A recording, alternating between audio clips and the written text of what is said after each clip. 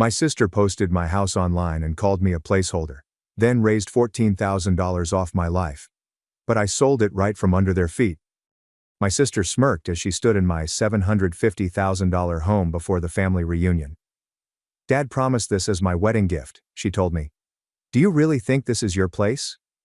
My father laughed, even after I spent $650,000 for it. You don't belong here, he said. I said nothing, but pulled out the deed and texted them. Do you really believe this is your house? Nancy spoke as if she already owned the house, her voice echoing against the lofty ceilings. She was standing in my living room barefoot, heels kicked off near the fireplace, as if she were measuring square footage before completing the purchase. Dad promised this house to me as a wedding gift, she repeated, turning and staring at me as if I were intruding. I still had the bottle of red in my hand, which I had bought for the upcoming family gathering. My fingers curled around the neck of it. I had not even said hello. Then Dad strolled in, looked at me, then Nancy, and then past me as if I were invisible. You brought money, he responded, but you don't belong here. That was it. No hugs. No glad to see you. Just a casual erasure of the $650,000 I'd invested in this home over the previous 10 years. My life savings. A decade of harsh freelancing gigs, working 2 jobs at once, with no holidays or safety net. They stood in my kitchen, acting as if they had caught me squatting. I didn't say anything. I just strolled to the drawer next to the stove, pulled out a transparent sleeve containing one crisp document, and set it on the island. Dad looked at it, squinting slightly. His jaw twitched. That was the deed. Then I pulled out my phone. No drama, just calm. Just one message I wrote months ago. I saved it not because I expected to use it, but because I knew I would need it later. Family chat. It sold. Silence. Nancy's face was exhausted. Her smirk disappeared. She looked around the room again. The fireplace, the canyon view, the hardwood floors. In the same way that people do when they see something they'll never touch again. You're lying, her voice broke. I did not respond. She had no idea the documents had been signed the day before, that the money had already been received, or that escrow had closed 2 hours prior to their arrival. But it wasn't truly about the house. It was about the belief that no matter how much I paid or how far I went, I would always be the kid they could step over. Well, not anymore. And when the door finally closed behind them, I wasn't upset. I felt free. Because it wasn't the end. This was the beginning. They had no idea what was coming. What is the worst part? I wanted to believe they did not intend it that way. Even after that moment in the kitchen. Nancy arrogant, Dad nasty, and me silent. I told myself it may all be a misunderstanding. Perhaps they were stressed. But the thing about family is that when someone reveals who they are, while you still hope they will be someone else, you become your own jailer. This did not begin last week. It began years ago. I was the one who paid Nancy's school loans when she dropped out of college. Twice. When Mom told me her card had been swiped and they were waiting for a refund, I wired the money. I sent $1,000 here and $2,000 there. Always. Just until next month. For 6 years. Never received a cent back. Never received a thank you card. I paid taxes on my parents' house 3 times, and they didn't notice. They assumed the county had stopped sending notifications since they were senior people. I paid Nancy's car insurance for 2 years after she smashed her own and blamed it on an icy driveway. In July. Then she purchased a new car and shared selfies with it on Instagram, captioned, "Some of us were just born lucky." No tag. There's no mention. It was just a stolen moment from someone else's wallet. Nonetheless, I said nothing. I was the invisible safety net. They believed they had a right to the money I made because I was well paid. Until I acquired the house. That house transformed everything. I now had something they couldn't ignore. I couldn't integrate into their disarray. And they despised it. It started little. Nancy wrote in the family group chat one night. I can't wait to move into my dream home. There are big things coming. Stay tuned. I did not react. But I noticed Mom loved the message. Dad said, "That is my girl. You always deserve the best." 2 minutes later, Nancy sent me a private message. "Don't be surprised if we have the reunion at your house. You are the one with the extra rooms. Then the public stuff started. An image of my residence, taken without my knowledge, was shared on her Instagram story, manifesting my future view. I texted her, "Where did you get this picture?" She left me to read. Then came the fundraising. Yes, the fundraising. Nancy established a GoFundMe campaign called, "Help Us Build Our Family Dream Home." In the description she stated, "This property has been in our family for generations. My brother is only a placeholder." Placeholder. As if I were renting my life. People began sharing it. They are distant cousins, old classmates. She collected $14,000 in 3 days.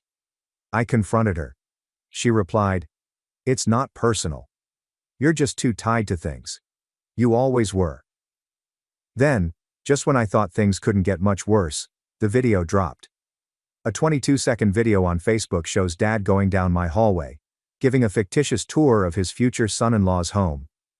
"This is where we will install the pool table. Nancy has always wanted that. Probably rip out this wall and extend the kitchen. Gotta make room for the grandchildren, of course. We thank our kid for keeping the lights on in the meantime." 700 likes, dozens of comments. "Wow, this looks wonderful. I can't wait to visit." Nobody knew the truth. The house was in my name. That the mortgage was taken out of my account. That all they owned was entitlement. That's when I stopped playing along. I started digging. I remembered something. Nancy's old hard drive. She used to take it everywhere. She boasted about having backups for everything. I never delete. You never know when you might need a receipt. I went to my storage unit and located the backup she left years ago when I helped her migrate laptops. Plugged it in. Waited. Initially it was just junk. Selfies. Folders labeled Bridesmaid Inspo, files named LOL Final v3.pdf. Then I noticed the folders. X's, family and fakes. Do not delete. And keep screenshots as proof. I welcomed my family. Inside were dozens of manipulated screenshots. Texts that she changed to make it appear as if I had threatened her. Emails were rewritten. My statements turned into threats and insults. She even had audio memos put together to look like angry voicemails from me. I listened to one. "You do not matter. I hope your life falls apart." My voice, cut and pasted together like a ransom note. You could hear the choppiness if you listened carefully. But who would? She was prepared for something. I copied everything. Then I verified the timestamps. Some of the messages were from dates when I was out of the country. She didn't just manipulate the family, she established a case. What is the case for? I didn't know yet. But I couldn't wait to find out. I created my own file. The final fracture came 3 nights before the reunion, when I received a text from one of Dad's old pals. "Ron. I hadn't heard from this guy in years. Just so you know, your dad has been showing people around the house. He told me he's giving it to Nancy. Is this true?" I didn't respond. Instead, I called the realtor. This is the same person who assisted me in purchasing the property. And I said 4 words that I thought I'd never speak. "Let's list the house." They arrived dressed in identical colors, Nancy in ivory and pearls, Mom in some sort of flowery ensemble, and Dad in a jacket he only wore when he wanted people to believe he still had control. They arrived early. Of course they did. Because they assumed it was already theirs. The reunion was slated to begin at 5 o'clock. Guests arrive about 4:30. However, around 3:48 p.m., I heard the gate code beep. 3 sets of footsteps sounded over the marble doorway of a home I had previously sold. I was waiting in the kitchen, calm and attentive. I had everything set just how I wanted it. Dad walked in first, looking around like a landlord making a final inspection. "So, this is the big goodbye, right?" he stated. "It's better late than never. Just sign the transfer papers after the party, and we're good." I didn't respond. Nancy followed him in, paused in the living room and smiled broadly like a bride heading down the aisle. "Oh God, I can't wait to paint this place. Perhaps that horrible gray can finally go. No offense." Mom was last. She said nothing. She never did. Just watched. I let them speak. Allow them to settle in. Allow them to ascend just high enough to enjoy the view. Before the drop. Then the doorbell rang. I opened it. And there he was. Zach. Nancy has an ex. The person she degraded and abandoned. The one who left after they bled him dry. He seemed sharper than I remembered. Jacket. Folder in hand. Nancy's face shattered. What are you doing here? Zach didn't respond. He went inside, nodded to me and placed the folder on the kitchen island. I think it's about time the family saw the real Nancy, he declared clearly and loudly. He then accessed the folder. Inside were screenshots, transcripts, and a printed timeline of texts and voice memos extracted from the hard drive I discovered. Dated. Verified. Enhanced. My friend in digital forensics owed me a favor. Nancy lunged. This isn't real. You can't simply bring trash. Sit down. My voice sounded lower than I thought. It did not sound like a request. It sounded like the law. She paused. Dad stepped towards the folder. Read one page. Only one. His face remained motionless. Then I spoke. This is a message Nancy sent to Zach's supervisor, pretending as a previous girlfriend. Tried to get him fired. Silence. This is a fake text chain she created between me and her, where I supposedly threatened her. I took out the tablet that I had set up on the dining table and tapped the screen. A voice recording of my voice, but stitched, glitchy, broken between tones. You are nothing. I've always hated your guts. Dad flinched. Mom stepped back. Then I dropped the drive upon the table. Everything she has ever lied about is here. Dated. Stamped. Recoverable. Nancy was shaking. You're causing a scene. She screamed. No, I replied. I'm ending one. Then came the second guest. My grandfather. Dad's father. He hadn't communicated with any of us in over a year, but he was the one person I ever trusted to tell it how it was. He stepped inside. Quiet and menacing in his own way. Dad's face became pallid. Grandpa approached the table, looked at the papers, and then at Nancy. You always were your father's child, he told me. Then I turned to Dad. You lied. You used this boy. You stole from him. And you let your daughter do worse. Dad had finally cracked. Don't come into my house and... It's not your house, I said. I took a white envelope from my back pocket and slipped it across the table. This is the final transfer agreement. Signed, witnessed, closed yesterday. Nancy blinked. You sold the house? Yes. Full market value, no discount, no gift, no inheritance. But Dad said. Dad lies, I replied. She turned to face him. You promised. He snapped. I said what I had to say. You think this is about you? I built this family. Grandpa raised his hand. You ruined it. Then I looked at them all, at Nancy, who manipulated me, at Mom, who allowed her, and at Dad, who choreographed every manipulation like a tired con artist performing his final trick. You said I didn't belong here, I responded. So I'm leaving. But I'm taking everything you thought was yours with me. Then I turned to walk away. I did not stay for the remainder of the party. Did not wait for the other guests to arrive. I left them standing in a house they claimed to own, surrounded by evidence that their lies were founded on stolen loyalty. The only thing louder than the silence behind me was the sound of the front door slamming shut. I did not go home that night. Not the next day either. I booked into a hotel, one of those quiet, pricey ones I used to scroll past thinking, maybe someday. I scheduled 2 weeks, paid up front. Not because I had nowhere to go, but because I required space. I needed to stand back and look at my life without them in the frame. Room service, coffee on the balcony. Long walks without my phone. I texted my manager that I was taking a personal week. Then turned everything off. Day 1. The first call arrived. My mother, then another, then another. 18 missed calls in one day. I didn't respond. Day 3. My father broke the silence. What did you do? Everything is coming apart. I stared at the writing. I saved it in a new folder called, That's Their Burden Now. Day 5. Nancy arrived at the hotel. She didn't know my room number, but she was standing in the lobby wearing enormous sunglasses and holding something in her hand. A paper. A folder. Perhaps another performance. I spotted her from the elevator. Paused. Then I stepped back inside and closed the doors. Let her stand there. On the 9th day, The notary called. The money had cleared. The home was officially sold. The account I'd secretly opened months before was now operational. Untouchable. Completely out of grasp. I didn't feel triumphant. I experienced quiet. Later that night, I accomplished something I had been putting off for years. I completed the LLC paperwork for my own agency.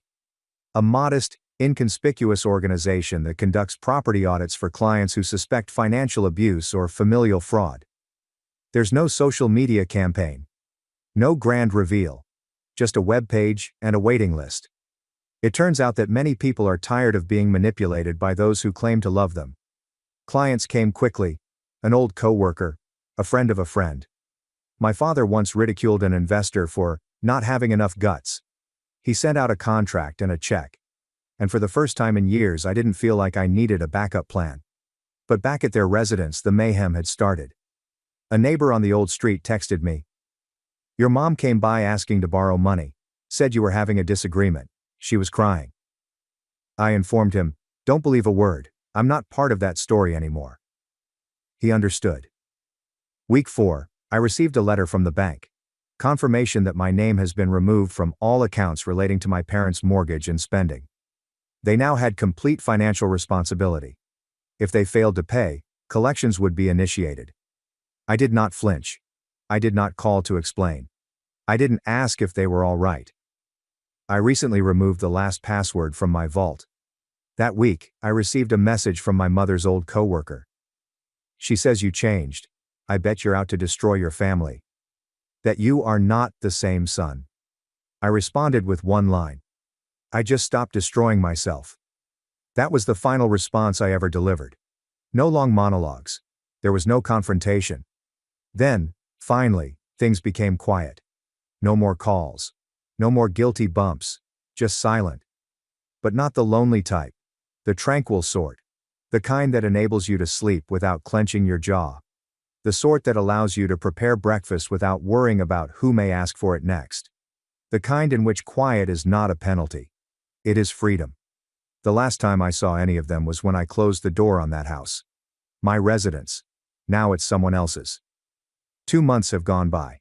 No calls, no messages, nothing. Until the rumors began. It was not a reunion. It was not a regret. It was damage control. One of my agency contacts shared a name from a fraud screening report. Someone asking for housing aid with a questionable income history. The applicant's name is Nancy. My parents are co-signers. I did not intervene. I did not respond. I merely took a mental note. They're still attempting to game the system. Even without me in it. A week later, my accountant called. Someone has attempted to file a joint business form using my old credentials. The IP address led back to my father's hometown. It's game on. But I did not yell. I did not issue a warning. I just cut. I closed all remaining shared accounts. I revoked my mother's last access authorization to just check the balance. I renamed my agency. Re-registered the legal entity with a new parent business. They pulled every possible string to reach me. Then I accomplished something final. I've changed my name.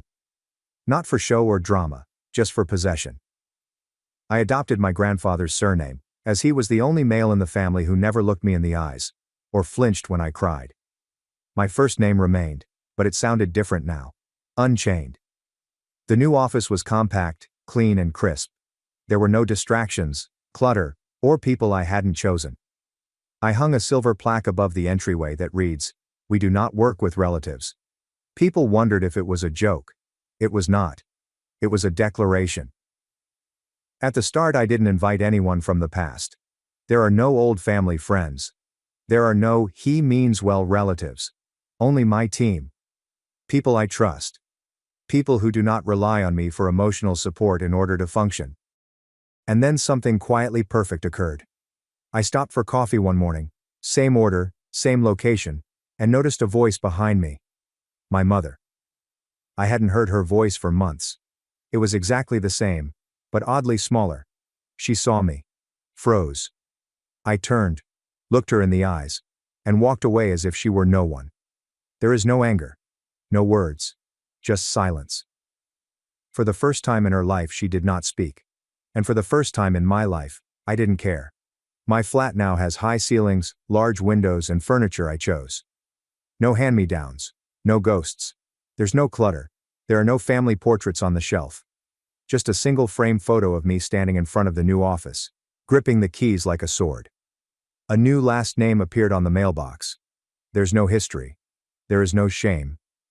A neighbor once questioned why I chose it. Is it a tribute?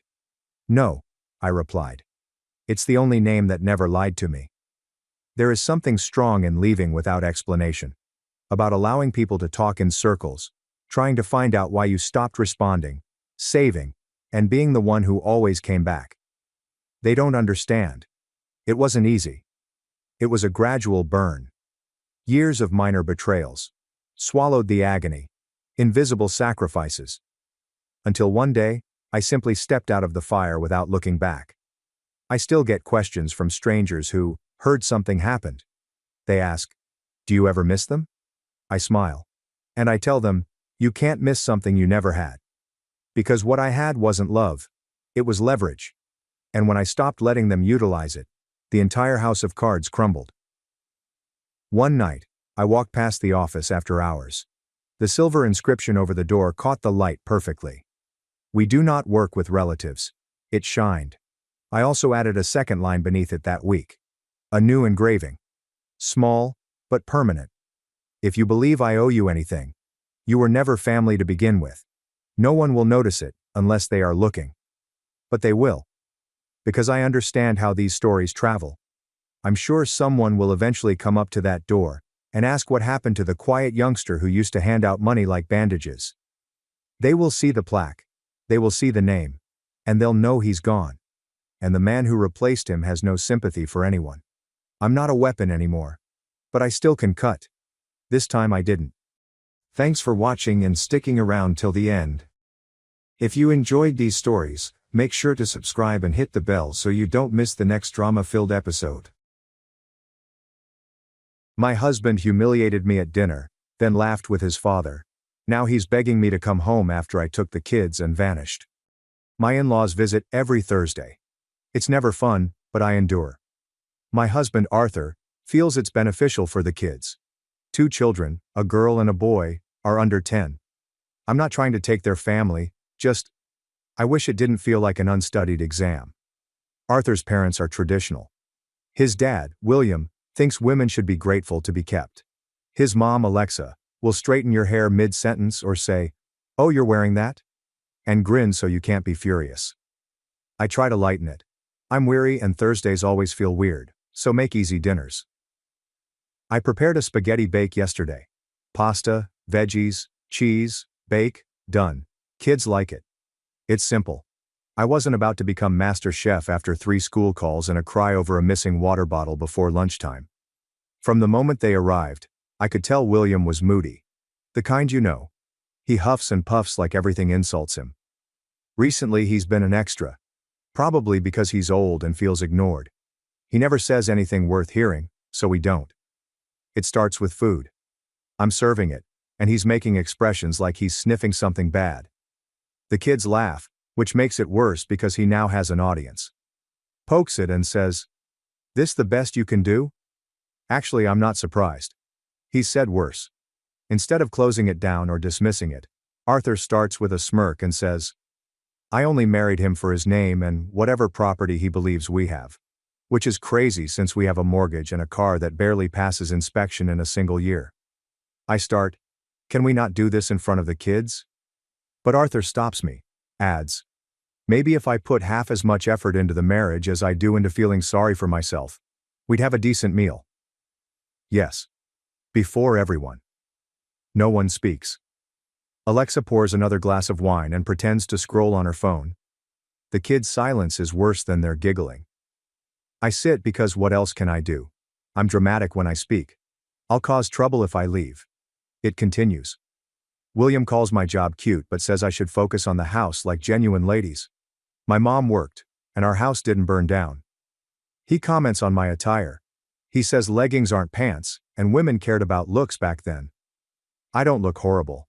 I spent the day running errands and cleaning, so I wore comfy clothes. Alexa is silent. Just watch the wall behind me like she's waiting for it to move. Kieran is sitting there, acting normal, eating his food like he's above it. I try to get the kids to eat, but they're watching. I know they're old enough to spot problems. My daughter says she enjoys the food, but William interrupts. Says, of course she does. Kids don't know any better. I want to beg him to stop, but I'm too exhausted to fight. I want dinner over. I scroll on my phone. I check Instagram. I SMS my sister, kill me. She sends a meme that does nothing. William says my generation is soft, and that I'd have been expelled from his house long ago. Arthur laughs. Really laughing. I don't recognize him from his behavior. He's always trying to please his dad, but why at my expense? Not logical. I get up and start collecting plates. Needing something to do, not wanting to. I dismiss Alexa's complaint that I look upset. I throw plates in the sink. I don't criticize, but I don't care if they chip. Arthur asks if I'll cry, which is crazy because I'm simply trying to sleep tonight without screaming. Tell him I'm fine. Rolling his eyes. After dessert, youngsters retire to bed. I let them take their iPads because tonight, forget screen time limits. Alexa chats about the weather like nothing just occurred. William grumbles about the mad world. Arthur inquires about tomorrow's meal. I nearly laughed. Tell him I don't know. Maybe he should ask Dad for recipes. It's not funny to him. After washing, I go to our room. Locking the door. Maybe a habit, I don't know. I scroll TikTok for 1 hour, largely for spite. Arthur arrives later, changes, and sleeps without saying anything. I lay there thinking I should act normal after that. Not sleeping. I contemplate leaving. Taking a weekend trip, not even on leave. Taking kids. Get some room. But then I consider how much work that would be and whether I'm running away or doing anything. I consider what friends might say. Unfortunately, most don't understand. They all say, that's just how in-laws are. Or, Arthur's just stressed, maybe. That's my spot.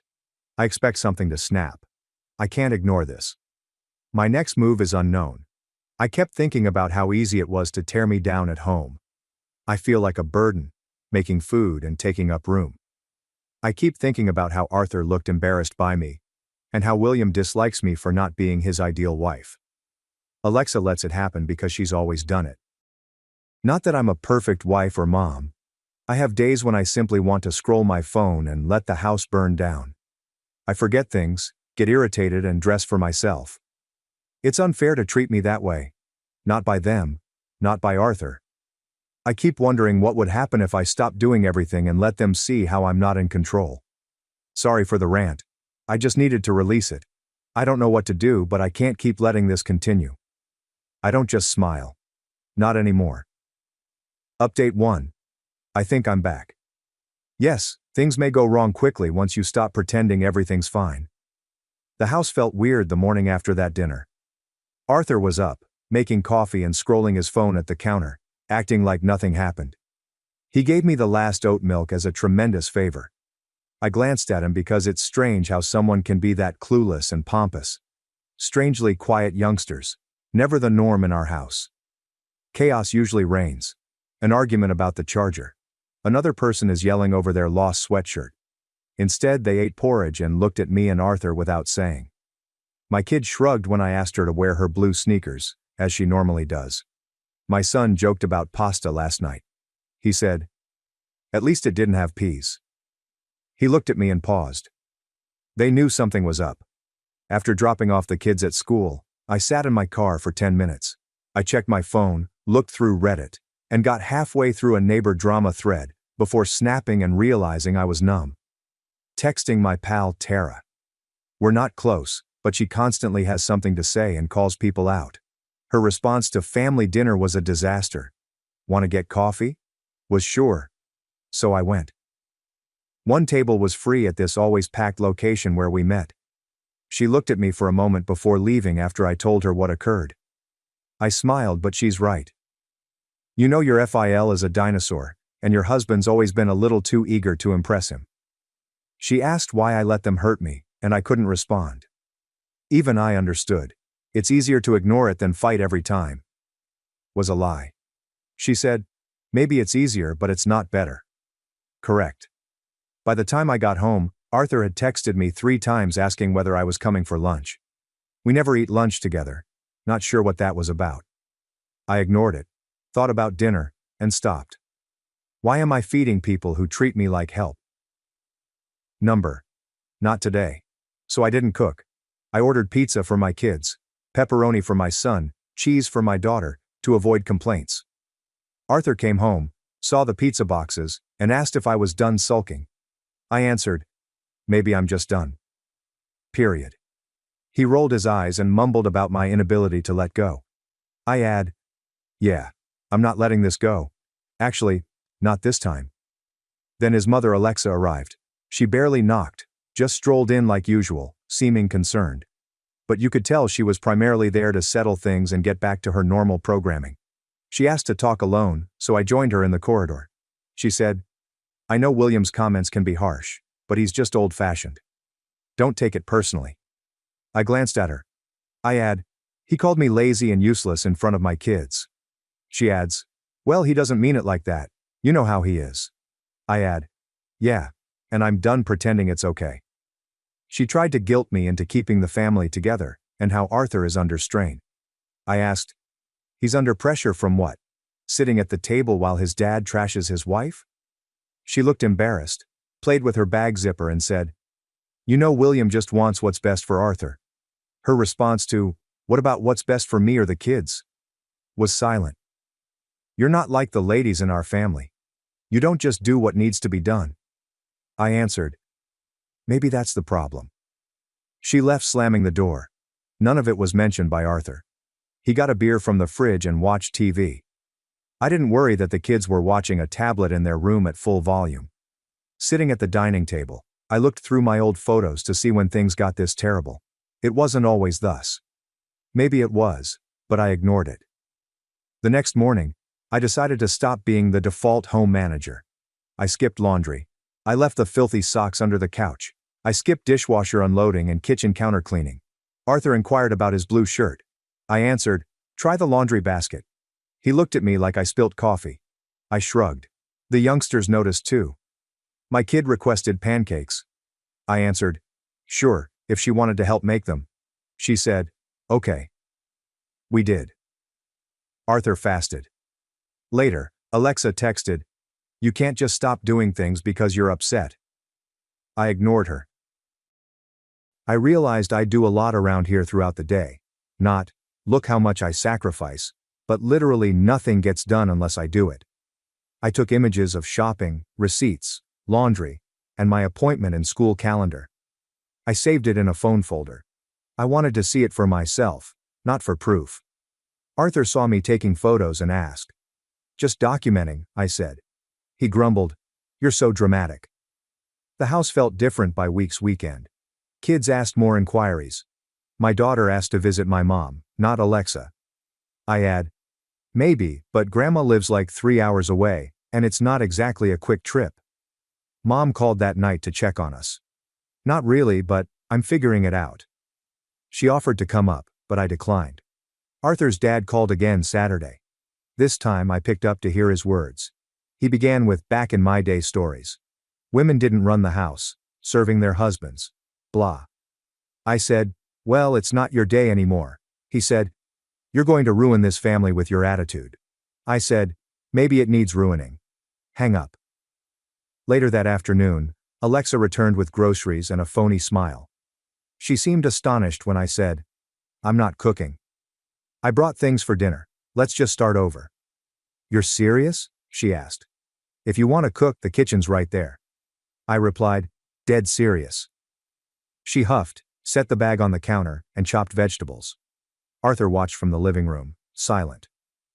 Alexa pretended not to be angry when dinner was served, but she was. She cooked with too much garlic, and the kids didn't eat much.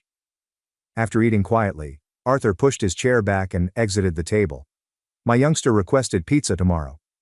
I walked after dinner. I took my phone, left my watch at home. I needed air. I found Arthur perusing his phone in the bedroom when I returned. I invited him to talk. He asked, about what? I responded, about everything. He said, I'm tired. Can we not do this? I said, sure. I left the room, closed the door, and sat in the hallway. Not because I wanted to cry, but because I preferred not to be near him. Planning began the next day. I included what I do around the house, what the kids need, and errands. I moved some stuff into the guest room. Arthur inquired what I was doing.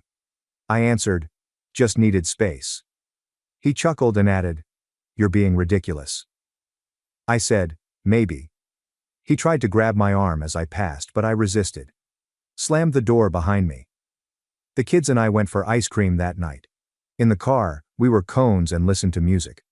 Our daughter inquired if we were vacationing. I responded, "Not yet, but maybe soon." My kid said, "I hope it's somewhere with a pool." We returned home to find Arthur's car gone. After putting the kids to bed, I sat on the couch browsing my phone for places to stay. Asked Tara if she knew someone with a vacant room via text. She promised to check, but cautioned me it would take time. I add, "That's fine. I'm not in a rush. But I am. I'm done waiting for things to magically get better." So there I am. No drama or crying. Just done. I'm not cooking, cleaning, or exhausting myself for uncaring individuals. If it makes me selfish, great. If that burdens me, good.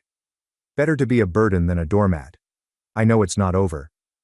But for the first time in a while, I feel like I'm making decisions, not just reacting.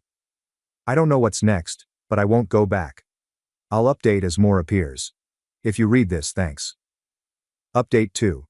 Here we are again. I thought I was at my breaking point, but there's always further to fall before you reach the floor and do something. I'll be honest, this one will be long because I need to get this out, or I'll keep replaying it in my thoughts. I don't know if anyone else observes, but when a house is stressful, even the smallest things seem important. Suddenly feels enormous, like a lost charger or milk left out. It was this week. The house was messy, not bad, just usual. Shoes everywhere, kids' food crumbs, unfolded clothes, etc. Except Arthur was acting like the world was ending.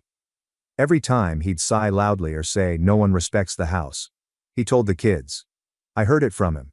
He said it to his mom over speakerphone, which was crazy, because she agreed, and then started talking about how she had 3 kids when she was my age, kept the house clean, and prepared every meal from scratch.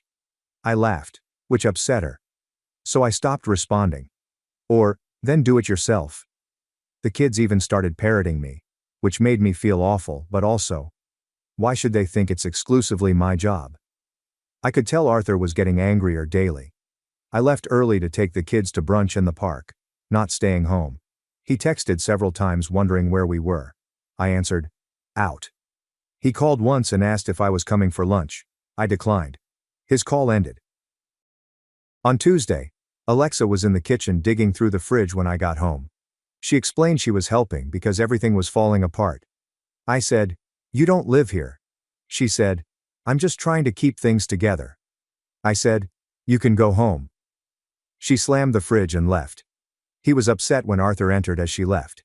He asked what I told his mom. Telling him she was overstepping was honest. He said, "This is my family's house too." I replied, "Then maybe your family should do the work too." I persisted. I shoved him for the first time when he got in my face. Not forcefully, just enough to deter him. He gazed at me, then slapped the wall behind me and left. So childish. He didn't say anything else, so I stood there stunned. Everything was frigid after that. He slept in the living room. Kids didn't ask why. I gave them more Netflix, telling my mom things were horrible via SMS. She offered, "Come down here for a while if you need." I considered it. Tara texted me that she had located a spare room if I needed to leave. I said, maybe soon. Next major item was Thursday. A moody Arthur returned home. I could tell by how he slammed the front door without taking off his shoes. I was puzzle solving with the kids in the kitchen. He entered, saw the mess and broke down. He asked, "Is this how we live now? Just garbage everywhere?" I replied, "It's a puzzle, not garbage." He pushed the puzzle away. My daughter cried. I told him to go. His words were, "This is my house." I replied, "Not for long." He left again. Picking up the pieces, I placed the kids in their room and called my mom. I responded, "I think I need to get out." She said, "Come tomorrow." I answered, Okay. I didn't want to run. I wanted him to comprehend his actions. I went into the living room and saw him staring at the TV, which wasn't on. I stepped before him and said, "I'm taking the kids." He said, "You can't just decide that." I said, "Watch me." He grabbed my arm. I backed away and slapped his hand. "Don't touch me." He glared at me and said, "You're seriously blowing up this family over some stupid dinner." I said, "No, I'm blowing up this family because you treat me like trash and let your parents do it too." He said, "This is all in your head." I said, "I have proof." I showed him my phone's folder of pictures, all my receipts, calendars, appointments and stuff. He stared at it for 2 seconds before throwing my phone on the couch. I went to the kids' room, packed overnight bags, and told them we were visiting Grandma. Daughter asked if Dad was coming. "Not right now," I responded. My son asked, "Is this because of the puzzle?" I said, "No, it's not your fault." Arthur tried to block the door as I left. I pushed through. He said, "You'll regret this." I answered, "We'll see." One night, we drove to my mom's. 3 hours driving. Halfway through, kids fell asleep. I listened to music and tried to forget what I did. When we arrived, my mom hugged me, set up the guest room, and let me rant for an hour. Says, "You don't have to go back if you don't want to." The next day, Arthur bombarded my phone with calls, texts, and voicemails, saying "come home," and "you're ruining everything," and "I'll change, just come back." I ignored him. Alexa began. Texts about me ripping the family apart, and William being devastated. William then called my mom's house phone, which I didn't know he had, and left a message saying, "I'm a disgrace." And he always knew I'd do this. Mom answered, listened, and unplugged the phone. My weekend was spent went to park with kids. Mom and I made pancakes, watched movies, let kids remain up late. When nobody judged me for existing, breathing was easy. On Monday, Arthur guilt-tripped me again. He said the kids needed Dad. Said I was unjust. Said I was causing trouble. I texted him a picture of the calendar with all the appointments he missed and said, "You can come see them if you want, but you're not welcome at my mom's." He answered, "You can't keep me from my kids." I said, "Try me." Mom let me remain as long as I wanted. I told her I needed to plan my next moves. Texting Tara. "Let me know if that spare room is still available." She replied yes. My final hope was dashed when Arthur texted my daughter's old tablet, which she seldom uses but he must have gotten the number from putting it up, and said, "Tell Mommy to call Daddy." She requested. I add, "No, you don't have to do anything that makes you uncomfortable." That's it. I leave. Not returning. He can keep his parents' house and attitude. I'll pick serenity and pancakes at my mom's over daily eggshell walking. I haven't blocked him yet because I want the kids to talk to their dad, but I'm not making it easy for him. He could recall coming home to an empty house and a cold pizza box the next time he's inclined to laugh at me in front of his dad. Maybe not. Don't care. Finally done. A wild event will prompt another update. For now, I'll be with my kids and mom to decide what's next. If you read this far, thanks. Update 3. I'll start here. Take your kids and disappear for 3 days to see how many people think they own your life. Before my phone wouldn't stop ringing, I didn't understand how many ways people could reach me. It was like everyone had an opinion. All were marital experts. I became a criminal for wanting pancakes at my mom's instead of pasta. Gail, I'm exhausted but pleased by your creativity. Not returning. I don't care about call frequency. We've been at my mom's since my last update. Not luxurious, just a modest cottage with mismatched cups, leftovers in the fridge, and the slowest Wi-Fi. My mom makes all my childhood favorites, even the odd potato salad I hated, but the kids love. I slept through the night for the first time in forever. The youngsters thrive. My daughter demands plant watering. My son loves my mom's old puzzles, and they've only mentioned Arthur to ask if they can bring their favorite stuffed animals next time. Really, that says a lot. Yes. The phone. Starting with Arthur. Phone calls, messages, missed FaceTime requests, and emails. Who emails their spouse? It started with, "Are you okay? Let's talk. Come home." Then it became angrier. "You're being dramatic. You're ruining this family." Then it got guiltier. The kids miss me. You're confusing them. Don't do this. I mute everything. I didn't entirely block him. I don't want to disrupt his relationship with the kids, but I won't let him harass me. If he comes, my mom will contact her neighbor. Alexa began. She contacted me 12 times about family, how I should think about the kids, how I'm hurting Arthur and embarrassing them. Trying to call. Leave it on voicemail. Then she called my mom's landline. I remained silent. Mom did. I only heard my mom say, "I think you need to talk to your son, not my daughter." Then hang up. Then William. I was surprised he bothered. Oh, he did. His long voicemail filled the mailbox. Saying, "You never respected our family.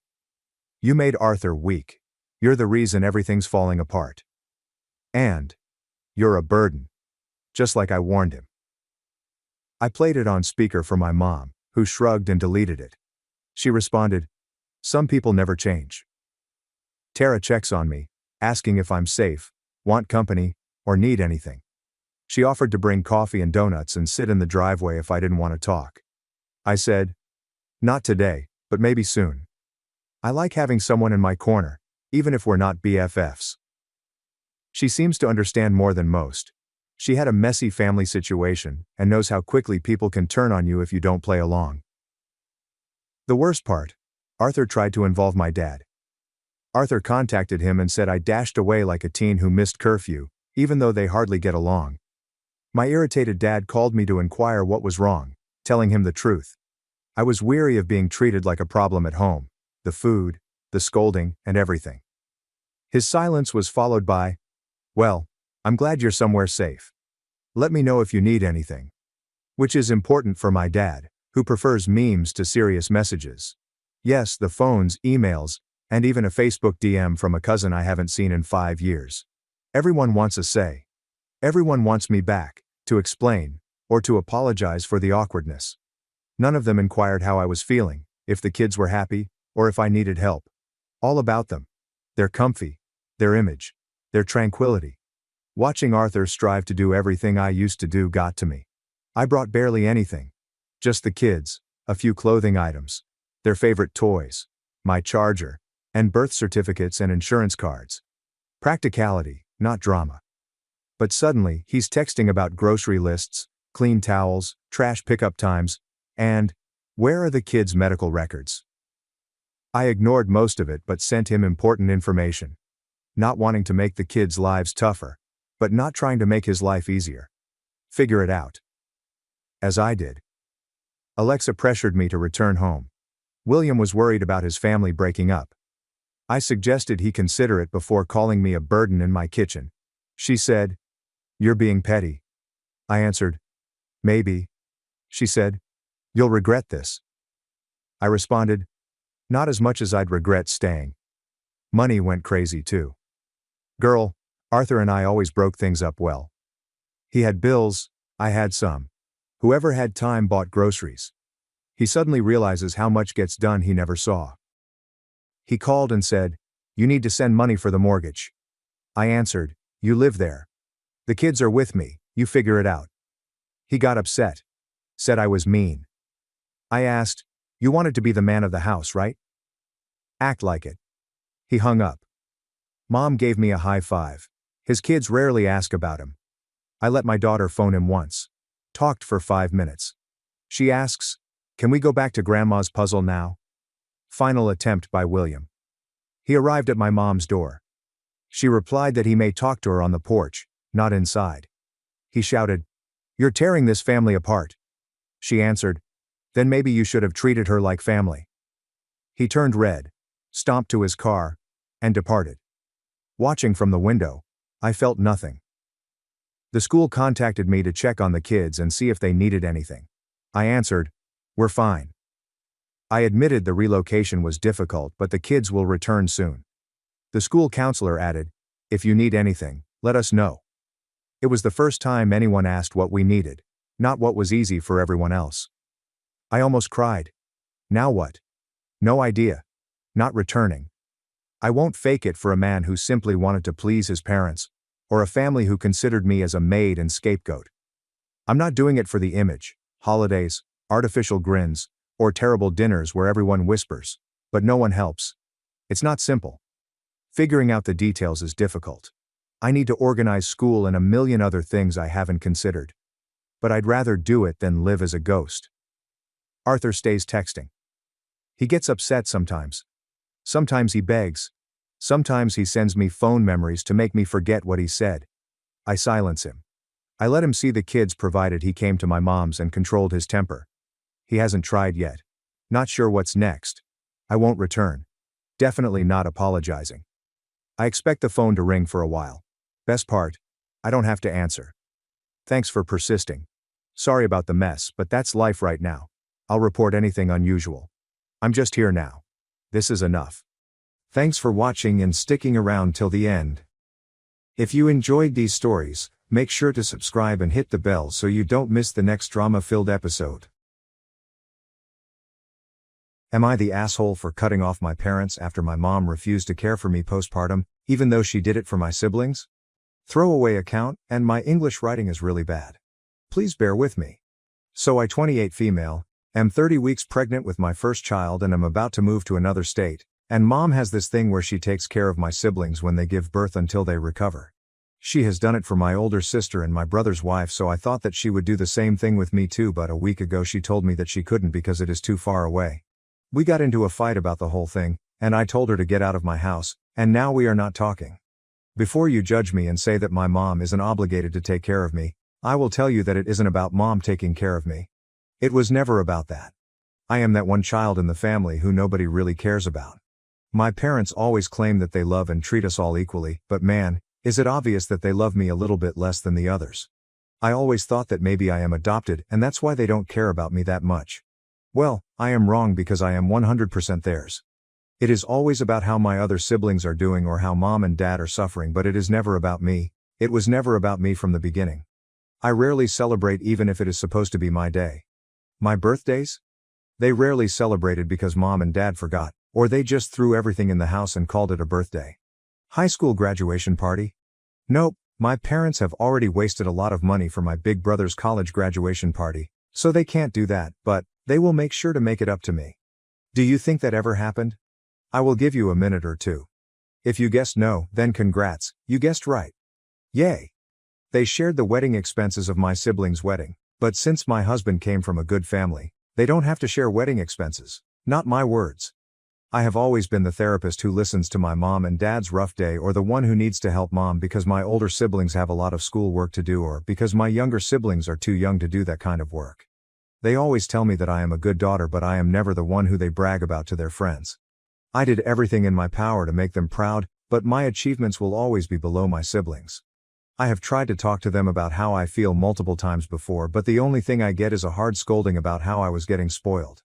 I hated my life until I got out of that house, but I never had the courage to let go of them, thinking that they would change.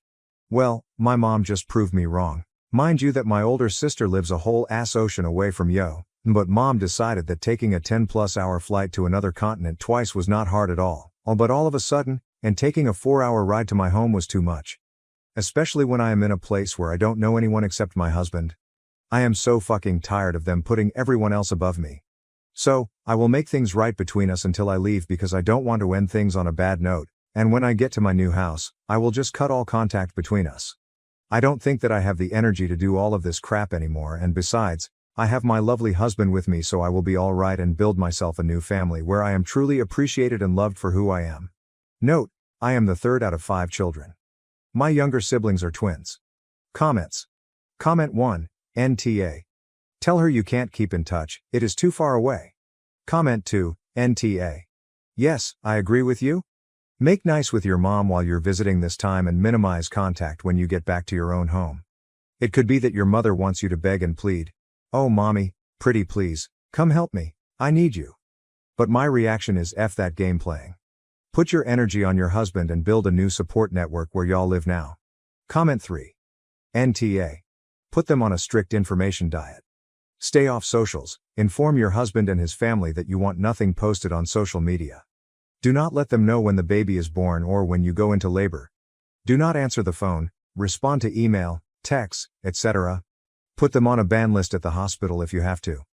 Gather more evidence of them singling you out, then when asked by others, you give them the full story. Maybe shame will cure them. Update, 3 months later. Hello. First, I would like to thank everyone for their kind advice. I was honestly shocked when I saw all of these messages. I really appreciate it. A lot has happened since my last post. I tried to call my parents but they were blocked and I couldn't reach them, but I was determined to get the closure that the younger version of me wanted. So I called my older brother and I asked him if we could meet up and talk about the situation. He told me that he won't meet up with me after what I've done to our mother, and he berated me saying that I was an ungrateful person and that mom is in a lot of stress and pain because of me.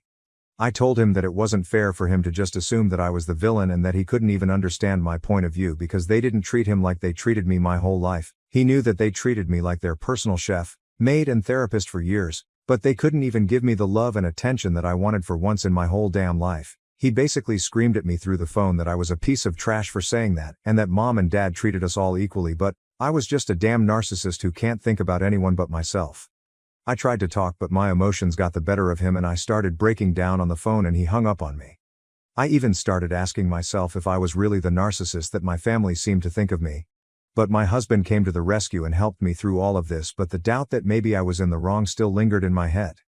I guess my brother told my parents that I called him because dad called about 2 days after that and asked me to meet up at their house.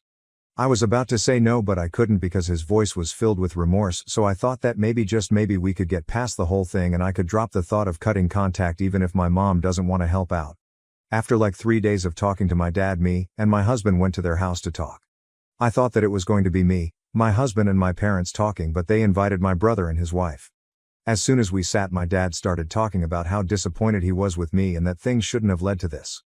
I told him that he was right, things shouldn't have escalated to where they are now, but I assumed that since mom helped take care of my sister and my brother's wife, she would do the same, but she just favorited everyone else above me and it was frustrating. I told them about how I felt for the past years and I told them everything that I said to you guys, but all of them acted like they didn't care, which honestly hurt like hell. I knew at that moment that I didn't mean anything to them, so why was I fighting to be a part of a family that didn't want me? My husband was going to speak but I told him not to.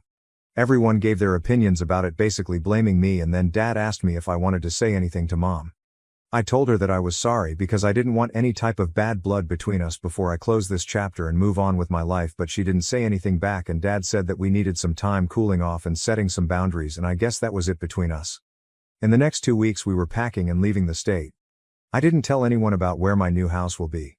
Only once I got there and settled down did I write a long message about everything they did and how I felt, and at the end of the message I told them that I was completely cutting contact with my parents and older brother. I changed my phone number and blocked all of my family from my social media. And you know what? My life has never been this peaceful in a long time.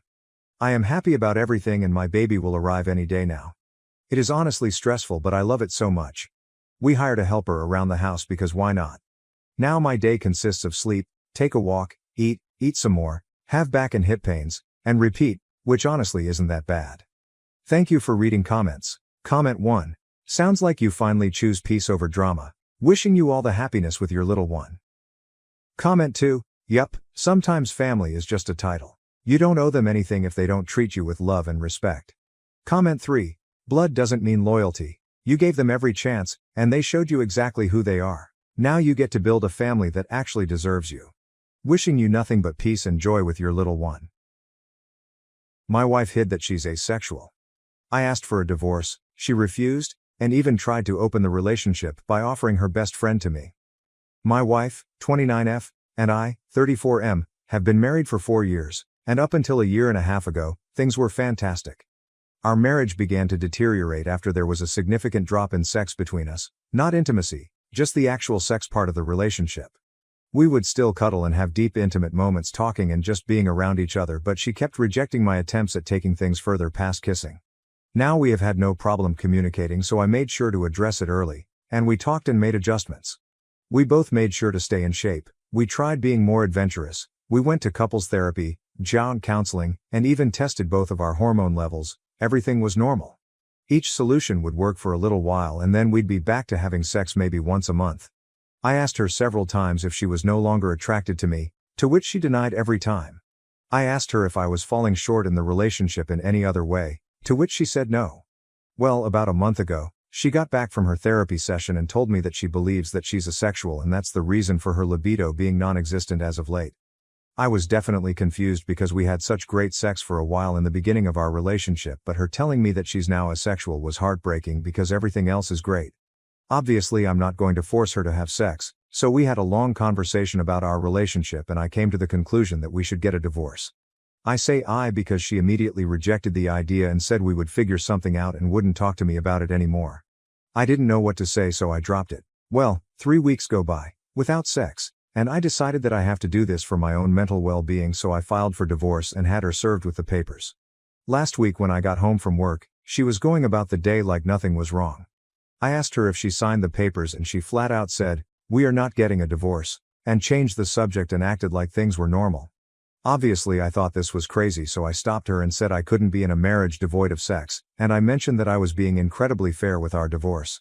She can keep the house that we bought and paid for with cash. She paid 1/3, I paid 2/3. I'd take all of the debt, which isn't much, we'd split our savings and investments in half, and she can keep 2 of our 3 paid off cars. I only wanted to keep my sports car. Thankfully we don't have kids.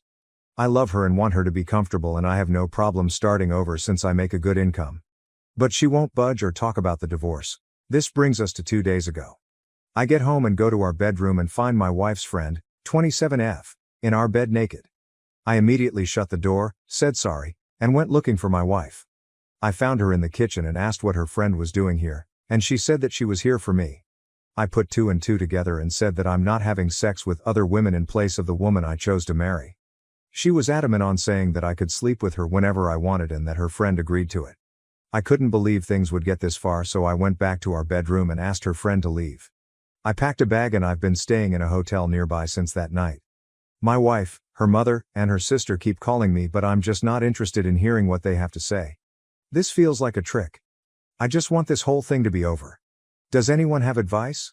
Is this some kind of ploy for alimony? We do have a prenup? Should I just contact my lawyer and try to force the divorce? I'm really uncomfortable with this entire situation. Edit. We talked last night. I'll update when I get home from work. Edit 2. Here's the update if anyone's interested. I'll try to keep this as concise as possible. I feel overwhelmed, so I probably won't bother with another update after this one. I don't know. My wife came to my hotel last night and we talked about everything. She told me the full truth and what's going on in her mind. A few of you commented on this in the last post, so you were right. She has always been asexual. She and her whole family has known this since she was 16. Apparently this is the reason why her last long-term relationship of 3 years ended. He broke up with her after the sex between them diminished to being non-existent after the first year. She told me that sex is easier for her in the beginning when emotions are running high, but she still needs to force herself to have it. I knew they broke up due to unresolvable differences, but I didn't ask for details, nor did she tell me. After a lot of apologies and crying, she told me that I was the first person she was able to tolerate sex with for so long and that she did enjoy it a handful of times. But after a while she still felt like she was being raped. I broke down after hearing this and started kicking myself for not catching on to any of this. She said she tried her best to please me as much as she could. She still doesn't want a divorce and she doesn't want the house, cars, or the savings. She just wants me and is ready to do whatever it takes to keep me. She even said that she would sign a postnup stating this. As for her friend, she was there during her last breakup and helped to support her through it. My wife went to her after I brought up divorce and talked things out. Her friend suggested that she open the relationship for me, but she said she didn't want me sleeping with strange women, so her friend volunteered herself to be the one that sleeps with me. My wife thought this was a great idea, which led to the fiasco at our house. I won't comment on her appearance because it doesn't matter, and I don't blame the friend. My lawyer got back to me. You were all right. I don't need her permission, but I will have to wait if I want to push it through. I asked her why she lied to me this entire time, and she said she was tired of being rejected after revealing she was asexual, so she convinced herself that she would be able to force herself to have sex during the relationship. The hormone testing, the sessions in couples therapy, and all of our solutions was just her buying time to find another way around sex or give herself enough time to build up the strength to start regularly having sex with me again. Our conversation ended with us holding each other in bed crying for a couple of hours. No, we didn't have sex. She pleaded with me to hold off on the divorce to look for a solution together and left my hotel room. I'm now sitting alone typing this fucking post. I guess I found out that we don't share everything with each other. Thank you to everyone who has messaged me directly. I'm still trying to get to all of them. I don't know what I'm going to do. Comments. Comment 1. You did right, bro. Let your attorney handle this. Do not have sex with anyone until your attorney says you're in the clear. Oop. That's my only course of action right now. I'm going to look for an apartment tomorrow. Comment 2. Also, why are you offering her so much? Split the marital property equitably and move on. If you even have the slightest inclination that she's trying to set you up, then don't just roll over and let her have everything, because that won't be enough for her and her attorney. Comment 3. This, OP. I don't see any reason that the judge wouldn't just divide the assets and liabilities 50-50. I understand wanting to offer her more to get her to sign, but if she's not willing to do that and you have to go to court about it, you're gonna want to tighten up so you have some leverage. OP. She has been wonderful to me otherwise. I don't feel like she should be punished for finding out who she is. I want her to be comfortable because she doesn't make nearly as much as I do. I can bounce back with no issue. She'll still have to work to provide for herself unless she marries another high earner or becomes one herself. A fresh start doesn't scare me at all. Comment 4. That's nice of you, but she's being manipulative and sketchy as hell with this latest stunt. You being so nice about it is fair enough. Comment 5. I don't know if she's being maliciously manipulative. Most likely she's terrified of him leaving her and is in denial or doing everything possible to get him to stay, or both. He says everything is perfect except for the lack of sex, so she sees this as they can stay together if she provides him someone to have sex with that isn't her. It's not a black and white situation. And while I agree the wife's actions are not appropriate, I think she's acting out of fear and love. Again, that doesn't make it okay, just that we don't have enough information to say that she 100% is trying to trap him in anything. Update. 2 weeks later. I don't think I can link my previous post, so just go to my profile I guess if you care to read the op. I've tried to read every comment, message and take to heart what most of you had to say. Also please stop messaging me. I can't respond to everyone, it's too much. I'll make this as short as possible. After my last update, my wife asked me to meet with her about a week later to discuss things with her. I've been staying at an extended stay since that night with her friend. We met at our house and talked for a few hours. She started off with a ton of apologies for how she acted, her lying about her sexuality, and not taking my sexual needs more seriously. Before I could say anything, she presented a signed postnup agreement she had drafted with a lawyer stating that she doesn't want anything, the house, the cars, savings, everything. I felt like the biggest asshole for thinking that she was tricking me for more money. I asked her if she was serious and she told me to take the postnup with me and sign it when I'm ready. I still haven't signed it, it's in my backpack. I told her that I still think divorce is our best course of action and that we both deserve to find someone who matches our needs. She still refused and borderline begged me to reconsider. She started crying and so did I. Seeing her like this was devastating. I told her that finding other women to sleep with me wasn't going to work. What if I develop feelings for them? What if I get one of them pregnant? Do we expect her to get an abortion? She said we'll figure it out as we go along, and to please give her more time to work on other solutions. She set up appointments for sex and hormone therapy, and it's seeing a sex guru. I said that it sounds like we're going through the same things again, but she was adamant and pleaded with me to wait. There were more apologies on both sides and we kissed for a while before ending the conversation, then I went back to my hotel that night. A few days later I tried texting her but she didn't respond, so I called her dad. I'm avoiding her mother and sister since they are saying the same things as my wife. Her dad told me that she moved back home and has been holed up in her room since our talk. She called out of work. He told me that she's barely eating, bathing, or talking to him or her mom. He asked me what I was going to do but I didn't have an answer for him. He just said he understands and said he would be here to talk anytime I wanted to. So I went back to our house and a good portion of her stuff was gone, the whole place feels empty. I've been sleeping in one of the spare rooms. I'm planning on flying to my mother's house in a couple weeks to spend time with my family to decompress from this entire situation. I'm still on the divorce side of the fence but I guess there's no rush. Thank you to everyone for your insight and concern. Seriously, I know we're all strangers but most of you have been a huge help to my mental health. Seriously, thank you. Also my cousin uses Reddit and reached out after he found my last post and asked me to shout him out if I made an update. Love you Virgil, thank you for being there for me. I think I'll just make a quick edit to this post once we reach a resolution for anyone that cares. Comments. Comment 1. It's a tough situation, but if having an intimate physical relationship with your wife is important, I think you know what needs to be done. Sucks for everyone involved. Godspeed. Comment 2. Sex in a relationship is like the toilet in your house, it's not the first thing you mention when talking about it, but if it's not working then it's immediately noticed. Update, 10 months later? Hey everyone, in hindsight I regret making these posts because I think I received too many pieces of advice. I keep thinking I should have just handled it internally with just family. I don't regret my decisions, I just wish I gave myself more time to think. Anyway, here's the update. I'll keep it short. The divorce was finalized months ago, our house was sold along with one of the cars, and my ex-wife is still living with her parents. I had a little more than 2/3 of the proceeds wired to her account, but the last time I talked to her dad she hadn't touched a dime. I was informed that she checked into a mental health clinic, but I don't know how long she was there or what her current state is. I changed my number, but her dad has emailed me a few times to check on me throughout this last year, which breaks my heart because he's a great man. Him playing both sides of the fence like this really made everything go a lot smoother. Other than not warning me, which I honestly don't think it was his place to, he's been a huge help. I moved back to my home state to be closer to my family. I may leave to go to another state again. I don't know, I'm not sure yet. I feel numb from this whole thing. Not much of a drinker, so I've been smoking a ton of pot and working out to occupy my mind. To everyone who didn't get a response from me in my messages, I'm sorry, but there were just too many. I responded to as many as I could mentally handle. I think that's it. I can't imagine that there would be any additional questions, but I'll answer whatever I can. Comments. Comment 1. Wow. Hope you both find some type of lasting happiness. You move on. Your ex is hopefully finding some peace. Comment 2. I'm not so sympathetic to his ex-wife. She lied to him for years, misled him, and drew this out and took years of his life away trying to live her version of happiness at his expense. It's unfortunate she's taking it so hard, but what she did to him was cruel and selfish. Comment 3. Do you love her at all? I feel like men are all thinking with dicks like, is there no love if there's no sex? Like, how is being asexual worth a surprise divorce with no discussion, and how you are supported by people on Reddit is just a joke.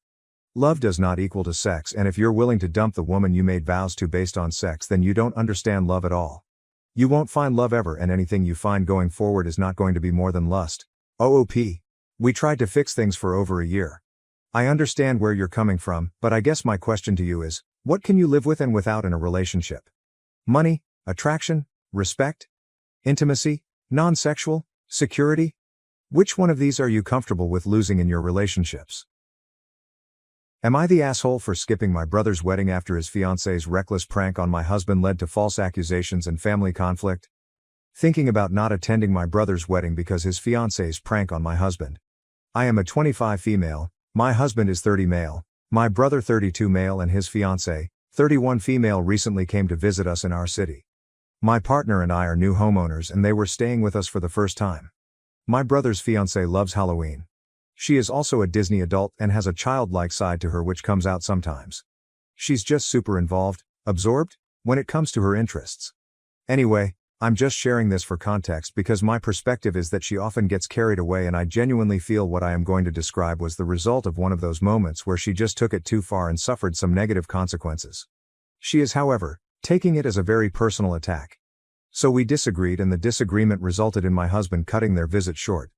AKA they were asked to leave. 31F has made comments more than a few times now since meeting him, that my husband gives off a dark vibe.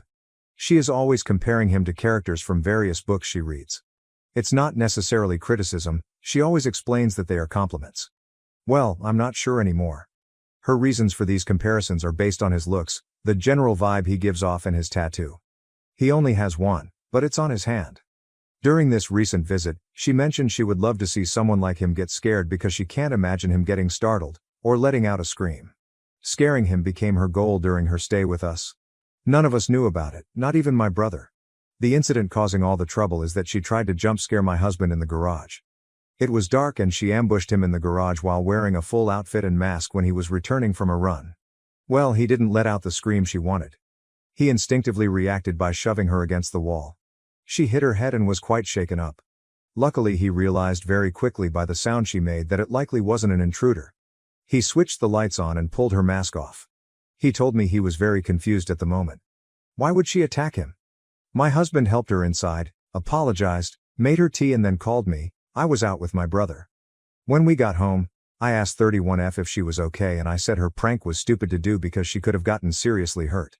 I don't know if it was what I said that bothered her or if she was just waiting for her partner to come home, but she launched into crying about how my husband used an excessive amount of force, knowing it was most likely her just doing a harmless prank.